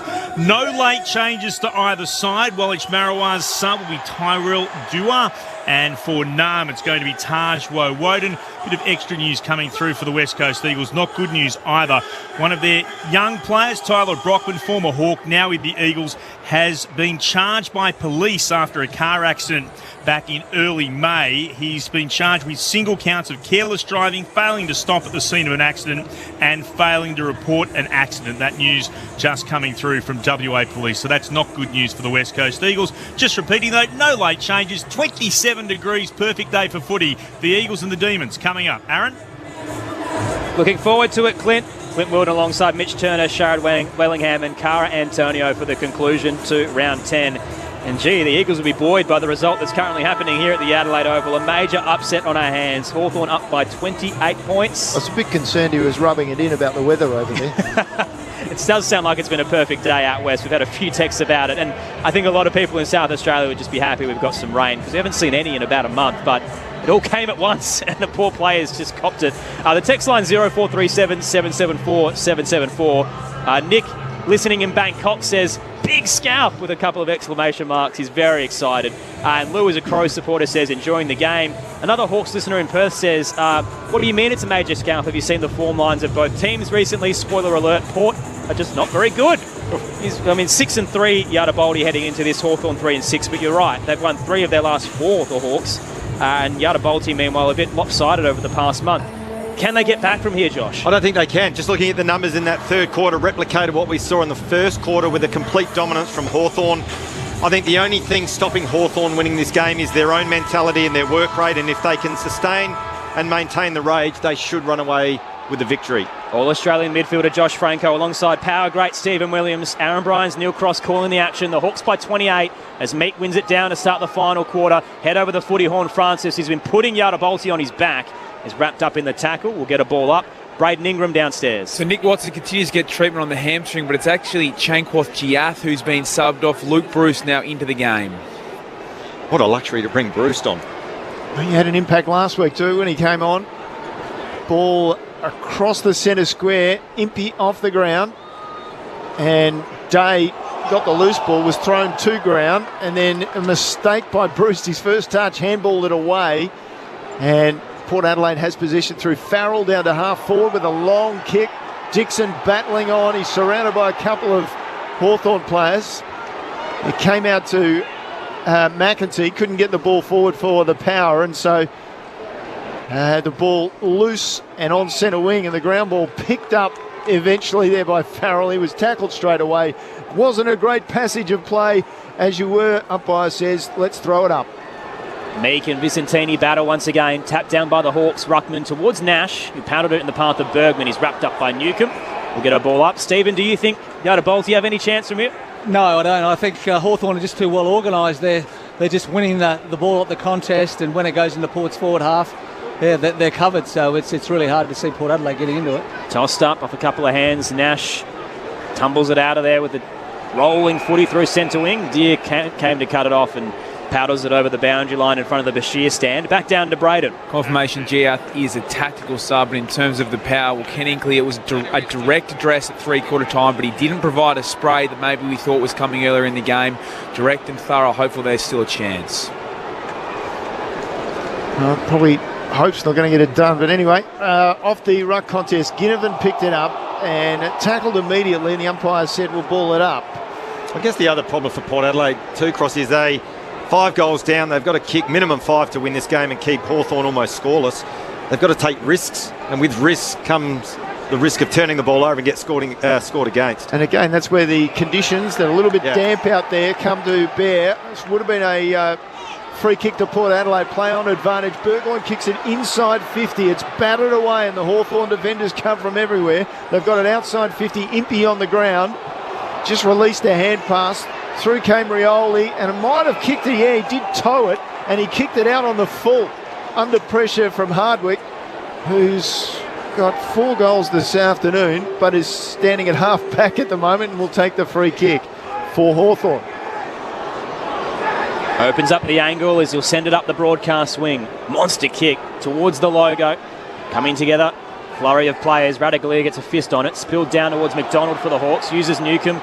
Dances out of traffic. Boak trying to close him down. He got it to Ginnivan, who kicks under pressure. Snapped it up towards half forward. Big slap as the ball hits. It's waterlogged down towards Zerk Thatcher. Hits the deck.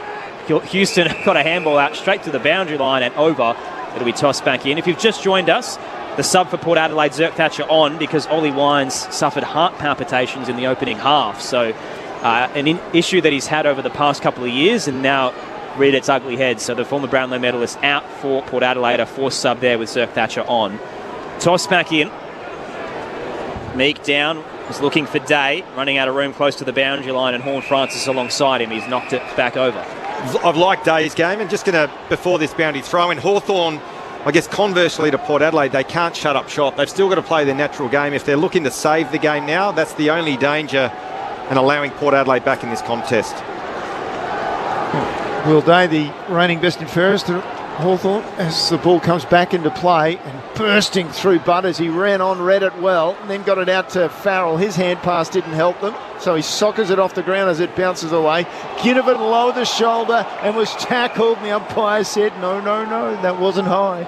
I reckon that should be holding the ball. Ducked the shoulder, took the high tackle. That's your prior, isn't it? Prior, isn't it? You duck, and that's what I thought it was, but umpires just won't pay holding the ball That anymore. is what the letter of the law says. That's right. If you choose to do that and you tackle and it's holding the ball. Anyway, away from the ruck contest, Ginnivan gets another opportunity, scrambles the ball forward, knocked away by Alir, and Port Adelaide now will get the free kick down the ground as Farrell was tackled and infringed on. No, it was as he kicked it, so it'll go back to Farrell at the back end of the centre square for Port Adelaide. All this contested work is not helping them. We're 4 minutes into the final quarter, about to tick into 5, and 28 is the margin in favour of Port Adelaide, or rather in favour of Hawthorn.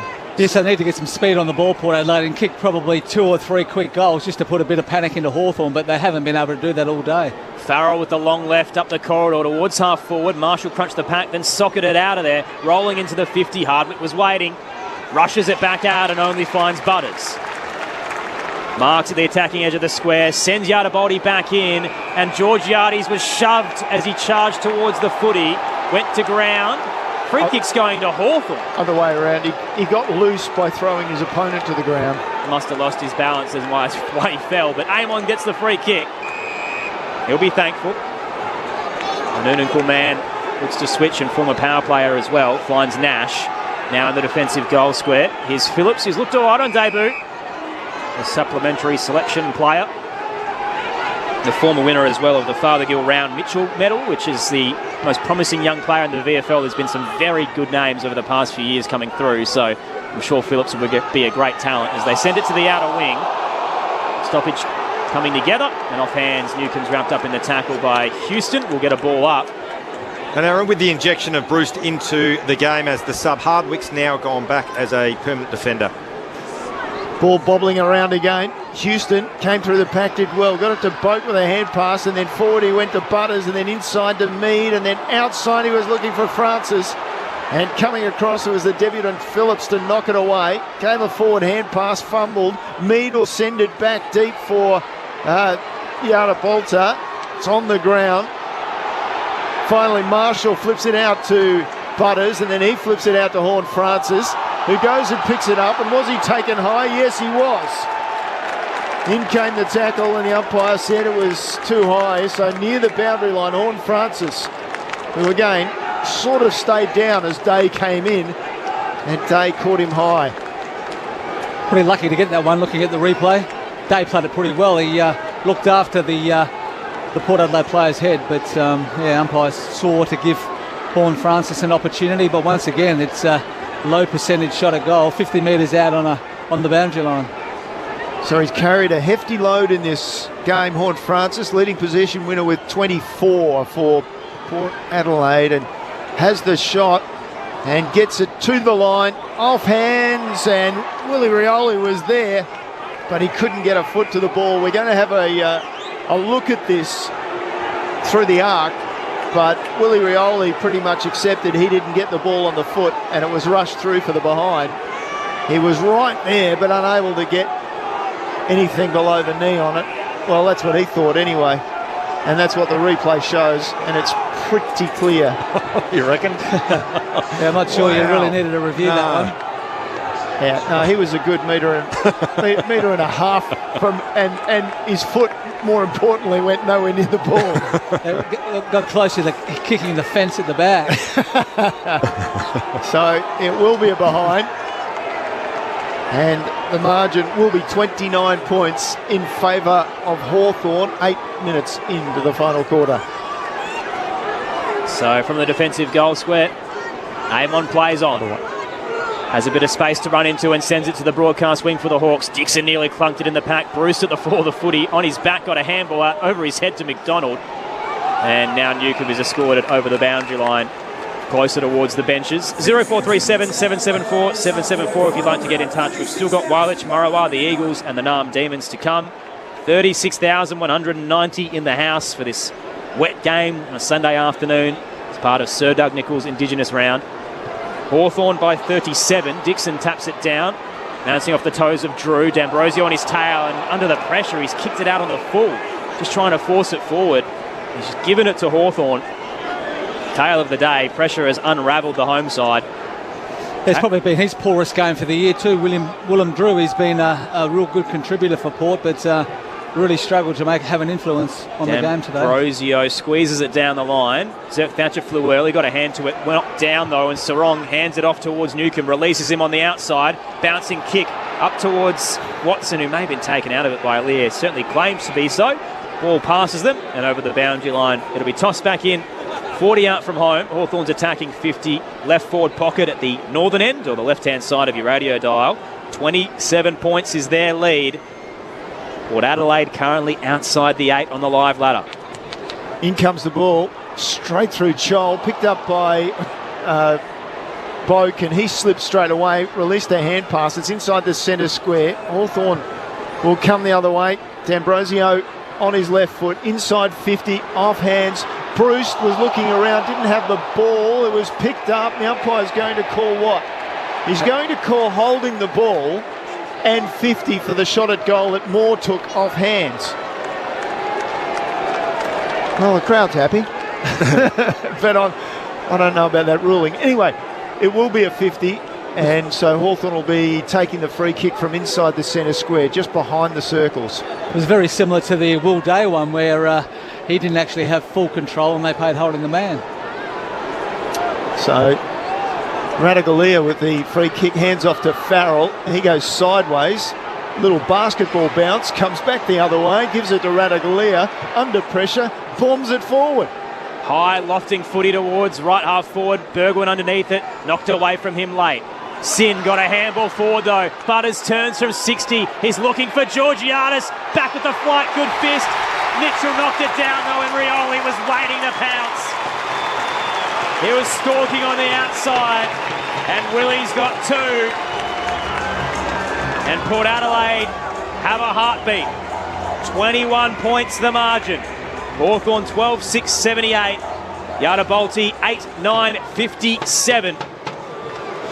12-minute mark of the final term. Sunday footy on ABC Sport. Well, Stephen, they do have a heartbeat, Port Adelaide. As you said, the margin now 21 points, so it's still gettable, but everything seems to be hard. The way they manufacture inside 50s and their, I guess, inability to hit the scoreboard, it just looks really manufactured and difficult. Nothing's clean, nothing's easy.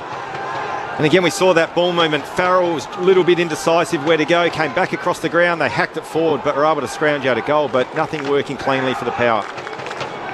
2 goals for Rioli, 16 for the season. Slapped out of the ruck contest by Dixon. But it comes to Newcomb with a long hand pass to centre wing for Day on this broadcast side. He goes off the left foot down to half forward. Ginnivan from behind just knocks it inside 50. Picked up by Aliir, Bruce with a tackle. Aliir straight out of his hands. Now Newcomb runs down an opponent, and they're forcing Port Adelaide to make mistakes there with their hand pass. And good forward pressure holds it in there. Connor McDonald was the last of the tacklers, along with Watson, and forces the ball up. Zach Butters was just dead set holding the ball. I agree. Wasn't it? I was just about to say that. Toss up in the air. Dixon pulls it in with one arm up against Scholl, but couldn't get a disposal clear. Ball hit the deck. Butters gathered. Whistle. That's the square up, I think. That's the square up. So Butters knocked over. No, it'll be a free kick to Hawthorn. So Connor McDonald to receive the footy. 35 out from goal. It's a slight angle to the left, but it's enough as the minutes tick away for the Hawks to possibly lock this win away on Ghana land. But to your point, Stephen, I thought it was holding the ball on Zach Butters every day of the week about 30 seconds prior, and I think that free kick was the square up. In comes McDonald, leans back on the kick. Almost looked perfect, but it's just clipped the right-hand goalpost. There's a lifeline for the Power. 22 points the lead to the Hawks. Hanging on for an almighty upset. 12-7-79. Port Adelaide, Yardabalti for today. 8-9-57. You just got to go and go quick and long and just try to get a bit of surge football going. You're not going to win it by shipping the ball around. Farrell does just what Stephen Williams ordered. Went long. It came off the pack, and Finlayson has it. He goes down to half forward for Yardabalti, but going back, taking a nice mark. The debutant, Phillips, he's been good this afternoon. Good, strong, and he's been playing good football in the VFL, and he's taken that into the AFL. So Hawthorn with possession now still. It's Frost. A little bit more calmer than sometimes he is with the ball. And then he pulled up. He was about to go down the line. Then he pulled up and went wide. Amon just a metre or two from the boundary line at half-back on the eastern side of the ground. And he decides to use the long left foot down to centre wing. Off hands, McKenzie sliding in, trying to pick the ball up. Bergman as well. Tackle laid on him, and the ball rolls over the boundary line in front of the Bashir stand. 22-point lead to the Hawks. Still 10 to play here at the Adelaide Oval, and still to come. Walich Marawa up against Nam to conclude round 10 and the start of Sir Doug Nicholls' Indigenous round. Aaron Bryant's Neil Cross, 3-time showdown medalist Josh Franco, 9 premierships to his name. Stephen Williams for Port Adelaide. Toss back in. Dixon wins it down for Yardabalti. And sliding in, Drew has to become the tackler. Holding up Newcomb on the logo on the outer side. On the text line, Trevor in the Sunshine Coast. I grew up in Box Hill and have been a Hawk since about 1959. It does an old man's heart good to see the Hawks having a go and be competitive. Out of the stoppage, Butters, Hollywood handball over his head. Found Drew, forward to Boak, just rushes the snap around the body, hooking it into the 50, sliding in. Amon misread the drop, bounces wide. Finlayson gathers, tight angle snap, misses from 30. Minor score on the left-hand side. 21 points once again the deficit. The Hawks 12-7-79, Yardabalti 8-10-58. And we're 16 minutes into the final term. Sunday footy on ABC Sport. Hardwick, who has 4 goals to his name, is taking the kick in. Drives it long to this broadcast wing for Hawthorn. Towed forward Meek, who's I think just come off the bench. And then he gets the ball and drives it inside forward 50 and sets a task for Watson against Aaliyah. Watson chases it down. Aaliyah grabs him and takes him in the tackle across the line. On the wet surface, it was set up. Aaliyah, though, it took a lot to get there. Just a ball bounced for Watson, and as he thought about what he was going to do, Aaliyah got him. And Aaliyah then got up and relieved the cramp that was a result of his effort. Toss back in, 25 out for the Power, or for the Hawks rather. Meek wins it down looking for more. Caught in the tackle of Zerk Thatcher, who slid in. Holds him up, 40 out from goal. So left-hand side of your radio dial, the Hawks to the northern end. Up by 21. One more goal would do it for them. Dixon wins it down. It bounces off Moore to Butters. He hands it off to Burgoyne, then Drew. Yardabalti off half-back. Here they go. Tucking it under one arm is Sin. Bursting through the broadcast wing. Charging across with Sarong to cut him off and forces an errant kick forward. It was nearly cut off by Amon. He put it down. Rioli gathers. Hands it to Georgiadis from 50. Empty goal square. It was too low. And Weddle racing back, gets a fist on it to knock it through. The desperation from the young Hawk. And just a minor score for Yardabalti. 20 points the deficit. Just feel it's a really dangerous little patch here for Hawthorn. It seems like they've shut up shop. They're getting beaten in the contested ball and around the stoppages, particularly in the last 4 or 5 minutes. They just can't afford to not play their natural game because Port Adelaide still do have the firepower to be able to close this margin. Yeah, young and inexperienced side with young and inexperienced defenders now. Port Adelaide, as Eamon sent the ball out long, Zerk Thatcher was buffeted off the ball. Now he hand passed outside to Butters, who swept the ball across his body. 25 from goal, off hands, and to ground it came. McDonald's hand pass wasn't effective, nor was Finlayson's for Port. And then it was picked up by Farrell, and Nash got him straight away in the tackle for Hawthorn. Forces the ball up at centre half forward for the Power, attacking that Riverbank stand into the ground. 20 points the lead for the Hawks. Dixon takes it out of the ruck. Got a 5-metre kick that bounced off the shins of Burne-Jones. Drew can gather. Finlayson tried to dodge his way out of trouble. Ends up kicking off his step around Frost, but just put too much on the curl. And it's a minor score on the right-hand side. Bit of afters between the two big men. 19 points Hawthorn's lead. They're chipping away at it, Yardabalti, but it won't be enough unless they kick some goals. That's the thing, isn't it? Nothing's come easy. We haven't seen Port Adelaide kick simple goals from lead-up marks all day, whereas the Hawks have been pretty good at that. Hawks back in their shell, though, as Eamon again comes to this broadcast side with a long kick in. Meek up high, but couldn't take the mark near the boundary line and over. So we get a throw in. 8-12-60 Yardabalti, trailing Hawthorn 12-7-79, and we are now almost to time on. 19 and a half minutes into the final quarter. Tossed in, Dixon front position. Meek won it down from behind, though, looking for more. Thrust away from him by Butters, who stayed down afterwards. Spills out towards Zerk Thatcher. Busting in with a big hip and shoulder was Chol. Ball ricochets towards the boundary line. Chol keeps fighting, and it's knocked over to be tossed back in. Just quickly, some MRO news from yesterday. Eric Hitwood has been offered a one-match ban for rough conduct on Nick Foster and deemed careless, medium impact, high contact. So the big man for the Lions may be facing a week on the sidelines. 19 points here. Hawthorn up. Final quarter, out of the stoppage. Boak hands it to Horne-Francis. Everywhere today. Has all the answers. Kicks up towards the 50 and finds McEntee. The total opposite. We've barely seen him. He'll hand it off to Houston. The monster kick. Curling it from 50. It's just got too much on it. Was the tightest of angles. And through for a minor score on the left-hand side as it hooked late. 18 points the deficit. 4 consecutive behinds for Yardabalti as we hit time on in the final term. Hawthorn's just hanging on. We mentioned Horne-Francis in that third quarter doing everything he possibly could for Port Adelaide to get back in this contest. He's had a huge game, 26 disposals, 6 clearances, 14 contested possessions, and still working hard to close that gap for the Power. 1-5 to 1 behind in this quarter for the Power, and they'll come again through Farrell after they got it off the pack from the kick in. Inside 50, Burne-Jones sat at the front. Was he taken high by Frost? Yes. He was aiming for the ball and he got head, and the umpire spotted it, and so 35 out. Burne-Jones will have a shot at goal. Well, looking at the numbers here, and Hawthorn have been absolutely super for the whole game up until this last quarter, where the numbers again have flipped on their head. Contested possessions plus 14 Port Adelaide's way. Ground ball gets plus 9 Port Adelaide's way. Inside 50s 12-4. So it's a domination by Port currently.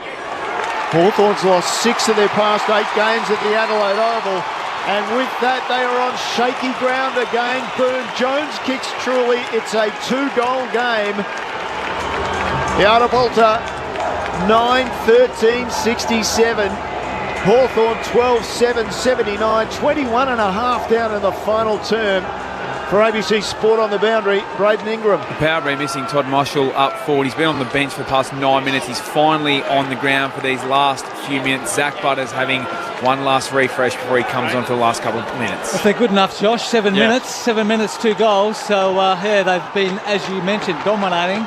But it's just going to take some class. Horn Francis has been the man that's just been able to get the ball, give it to the player in the right position. Well, it looks like Nash has now got the job on Horn Francis. Obviously, Mitchell has identified he's the game breaker. He's now forward currently, the Hornet. They've led all afternoon, the Hawks, but now it's a 2-goal game all of a sudden. Meek wins it down. Socket, though, volleyed out of the air by Mead. Gets it back from Butters. Hands it over the top, was looking for Burgoyne, but didn't get the purchase. Spills back to Mead, who dives into the footy. Can't reel it in. Meek over it. Nutmegged him. Vicentini at the back. Got it towards Burgoyne, then hooked around the body by Butters. Sitting down. Dixon can gather. Hacked it nowhere. It's bouncing into the left forward pocket and over the boundary line. Oh, that was a grubber of a kick with a game on the line. It'll be a boundary throw in, 25 out, left forward pocket for the Power. Down by 12. Hawthorn's been so good all afternoon, but could this final quarter unravel them? Port Adelaide on the charge. Comes off the ruck, contest to the front, back towards the boundary. Newcomb picks it up for Hawthorn. Around the body, kicks it out on the full. But he did manage to soar it outside 50 just. So, Crossy, we've got 6.5 minutes left in this contest. It's going to be a long time for Sam Mitchell up in the coach's box not being able to do anything. Boak went short with his kick. Day read it, intercepted, and he has it near the boundary line in the right forward pocket on the eastern side of the ground for Hawthorn, and he turns around and says, let's slow it down. Just had to put that at the top of the square, Travis Boak. Just get a contest there, bring it to ground. You've got Rioli and a few of those there. Day sends it long. Players converge from everywhere. Left half forward for the Power, and it's ripped out by Sin. Volleyed out of the air. Mead towards the 50. Frost cuts it off and hoists it with a wobbler to the empty paddock on the broadcast wing. You can count the seconds it will take for them to close down. Eventually, Farrell can gather and walk it over the boundary line with Connor McDonald closing. It'll be tossed back in front of the benches. 36,190 in the house for what could be a remarkable upset. But Port Adelaide just won't let this go. 12 points, Yardabolti trail. Back in it comes. Meek down. Houston knocked it towards Butters. Then Boat wrapped up. Sarong got a hold of him. Ball trickles out. Walpole head over it. Fell into the footy. Went past him towards Burgoyne. The spinning handball back to Aaliyah. He rockets it up towards half forward. Double fist down there from Phillips. The Hawks have the numbers at the ball drop. Walpole paddles it out towards Amon. Buffeted off his kick though. Picked up, scooped by Butters. Got it towards Boak. Then Marshall darts a low hard ball that bounces to Dixon. Frost just wants to get it out of there. Hacks it on the bounce towards the broadcast win. And Hawthorn are away. D'Ambrosio was good to get it short to Newcomb, and Newcomb takes the mark, and he goes long, and he had Meek on the boundary line, and he kicked it too high. It's out on the full. Aaliyah will take over. Inboard he goes with a kick, dangerous. Turns it over. It's picked up, and Moore has got it. Flips a hand pass to Warple for Hawthorn. No, there was a throw in there, said the umpire, holding the ball. Port desperate, and they've got one down behind the play out of that collision. I think it's Sin in that 50-50 contest, so it looks like a collarbone or a shoulder. And they have just saved themselves, or Sin has saved Port Adelaide, because Burton went inside with a kick. It was a horrible kick, and the umpire said, let's stop play because of Sin's injury, and that'll give us a pause and a chance to say in games decided by 6 points or less, Port Adelaide 3-1 this season, Hawthorn 2-1. Burton's kick on the second chance is excellent. He finds Boak at right half forward. In game 356, skies it into the 50. Big fist from the temporary Hawks skipper in Impey. He's done an excellent job this afternoon, the Order man, and he knocks it into the fence. 25 out, right forward pocket for the Power. There's enough time. They trail by 12 points in the final term. Wallich, Marawa and Nam still to come to round out your Sunday, but hold on to your hats here. Toss back in. Meek wins it down to Day. Wrapped up by Butters. Warple fumbled, trying to pick it up. Sliding in. Dixon tries to centre it with a paddle. We're 5 out from goal here. Butters jumps in, wrapped up in the tackle and diving across the line for the try is Will Day. Rushing it through for the minus score. Hawthorn's lead down to 11. Port Adelaide have had the last 6 scoring opportunities. Well, the inside 50s this quarter just showing the dominance of Port Adelaide at 17-4. So plus 13 Port Adelaide's way. Amon plays on from fullback and got it out towards the boundary line from Meek, and then picked up by Bruce, got around a couple and then surrendered the ball to Burgoyne, and then Aaliyah fumbled his hand pass, and then it's come out from Warple straight to Bruce, who says let's kick it down the ground. Ginnivan with an almost half volley, keeps it in front of him, paddles it out. And still he goes on. The ball's on the ground as Zirk Thatcher couldn't get a decent hand pass out either for Port Adelaide. So it's just ahead of centre wing on this broadcast side, just beyond the logos, halfway between the wing and half forward for Hawthorn, and Ginnivan goes off the ground. I think he's got cramp. It's off the ruck contest. Port Adelaide will go again. Vicentini to Houston. High ball up towards the attacking edge. Off hands. Quick kick forward from McEntee, sitting underneath it was Frost, couldn't hold on to the mark. Finlayson pounces, got it out to Rioli. McEntee back to Butters from 55, lowered the eyes, the composure of Finlayson, he waited for it, and Frost with the diving effort to knock it over. It looked like the perfect delivery in a phone box, and Frost has been everywhere. The wall for the Hawks in this final quarter. He's been outstanding all game, I reckon, Frost. Just the 10 disposals, but a couple of critical contest, and again on that occasion just got a fingertip to it, forced the boundary throw in. 3 minutes 21 to go. Ball comes back into play. Rioli off the pack, slings the left foot forward. Day was there, knocked it away straight to Amon, clears the area, clears the 50. It's off the legs of Finlayson, I think it might have been. No, it was Houston, and out over the boundary line. And effectively, Houston's got another inside forward 50 for Port Adelaide. Just get back to that. 10 points or less. Port Adelaide 3 wins this season. Hawthorn 2. You just wonder where this desperation has been all day from Port Adelaide. Toss back in. Meek paddled it down looking for Impey. He brushes off the tackle of Mead, but his kick is smothered. Ricochet's 30 out. Hardwick tries to get it out of there and only found Butters. He breaks away. Dinks it for Horn Francis. Too long. Oh, the master, inaccurate. A rare blemish in a terribly close moment. Only found Phillips. And the Hawks now can regroup. They kick today and he dinks it over the top to Newcomb. Butters is usually so classy, but he's given it away at the worst possible opportunity. Hawthorn get out a defensive 50 and the uncontested mark taken by McDonald, who will slow things down in front of the Foss Williams stand. Hawthorn by 11. The age-old 5-minute warning has well and truly been sounded. McDonald down the ground, threw hands to the back. Bergman picked it up, had to get the ball on the boot straight away. Warple from one way, Farrell from the other, eventually got it towards Butters, trying to inspire his side. Back to Burton, further back he goes.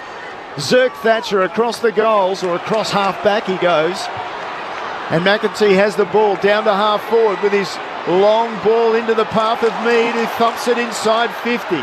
Ball just bounces up and taken down in a big tackle. Hawthorn just fighting on near the boundary and over. Burn-Jones says that was deliberate. No, says the umpire. It might have been Frost again who got across there and intercepted that ball. I couldn't see him under that smothering tackle. He was hit with everything. And in fact, it was Sarong who got across there, but Hawthorn just holding on. Here we go, game on the line. Hawks by 11, Port Adelaide's 50. Tossed in, Finlayson won it down. Socket out of there by Newcombe. It actually ricocheted off Burgoyne's shin. Are they going to pay it? Yes. Free kick to the Hawks. The umpires are coming together. They're a little unsure because it is a big call in the context of this game as the clock dwindles down and they're giving it to the visitors. Wasn't Burgoyne's fault at all. It just, unluckily, wrong place, wrong time, came off his shin. Newcombe now for the Hawks. Sends it up to the broadcast wing. Meek is his target. Rising Burton with a double fist. Knocked it down to Warple. He's wrapped up by Boak. Held up at right half forward for Yadabolti. Down by 11. Time ticking away. Hawthorn players looking oh so tired now. Just like as tired as Port Adelaide looked disinterested in the first half. They take it off. It got to Houston. He was tackled. He surrendered the ball. It's on the ground. Aaliyah picks it up. He's taken down in a tackle. Port Adelaide again forcing the ball inside 50. Hawthorn repel. McDonald. Oh, he went for a soccer off the ground. Could have been in danger. Umpire called play on. And Newcombe hit it out to centre wing on the eastern side. Farrell, the first one there, looking for a handball target. Didn't have one, released it. He was pushed in the back. Hawthorn will take the free kick, Yadabolti will take the free kick through Farrell. He's on centre wing. Time is being held up as he goes and collects the ball, and Hawthorn gets everybody back behind the ball. Dying stages here at Adelaide Oval. Yadabolti need a miracle. Houston loads up. Rocket into the 50. Whistle at the ball drop. Umpires come together. They're giving it to the power. Will be a free kick to Willie Rioli. His round, his moment, he's just got to go. Man on the mark from 45. Rioli doesn't take any time. Runs in, kicks for home. Game on! The Tiwi Islanders got 3 in Indigenous round. And my goodness, strap yourselves in, because this is about to be a thrilling finish on ABC Sport. Hawthorn's lead is 5 points. The Power have kicked 3-6 to 1 behind in this final term. And are they about to snatch an almighty victory off the hands of the Hawks? They don't deserve it if they do, because Hawthorn have certainly been the better side, but we talked about how the Hawks have just shut up shop and stopped playing the way that they were dominating the game, and it's allowed Port. We've got 23 seconds and there's time, but you need a clearance. They haven't been this close since the 10-11 minute mark of the game. Out of the middle, they'll get a chance. Butters sends it long. Ball punched to the front, picked up. Hawthorn will get it clear through Amon. No, they won't. And then off the ground goes Graham Jones. Unbelievable. Graham Jones sockers the goal. And with just seconds left, Port Adelaide lead for the first time. Yadabolti, what a magical finish. 11-14-80. Hawthorn 12-7-79. 2 seconds left, so that's stealing it. Off the pack, and a little bit of a opportunity for Amon to clear. He was tackled, and the ball spilled, and Bern Jones from the acute angle had no choice, just threw the foot at the ball and kicked his second of the afternoon. Can you believe what has just happened? No. Hawthorn were up by 28 points at three-quarter time. And Port Adelaide have pulled off the most heartbreaking of heists. It is an unbelievable finish at the Adelaide Oval. They hang on to a spot just outside the top 4, shattering Hawthorn's magnificent momentum. They've won by a point. Yadabolti, winners on Ghana land.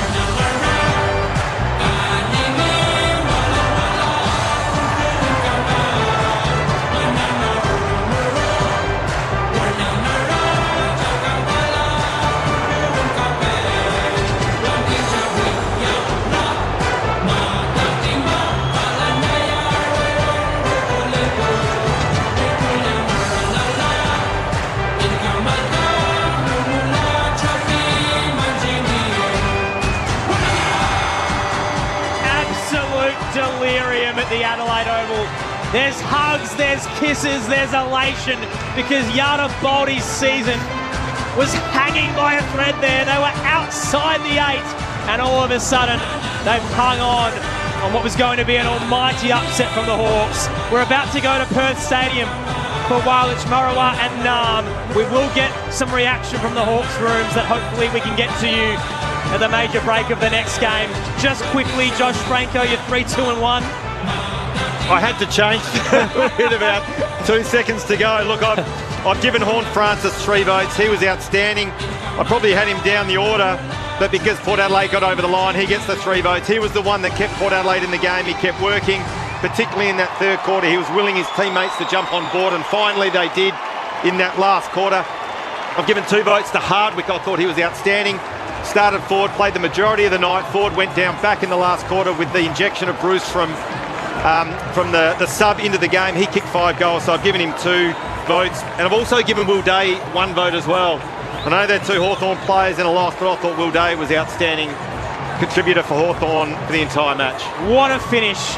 An unbelievable comeback by Yada Baldy to snatch victory from the jaws of defeat.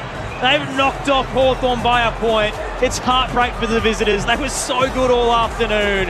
But Yada Baldy remain inside the 8 as we head towards the conclusion of the opening week of Sir Doug Nicholls Indigenous Round and Round 10. Yada Baldy winners 11-14-80 to the Hawks 12-7-79. You're headed to Perth Stadium for Walich, Marawa and Naarm.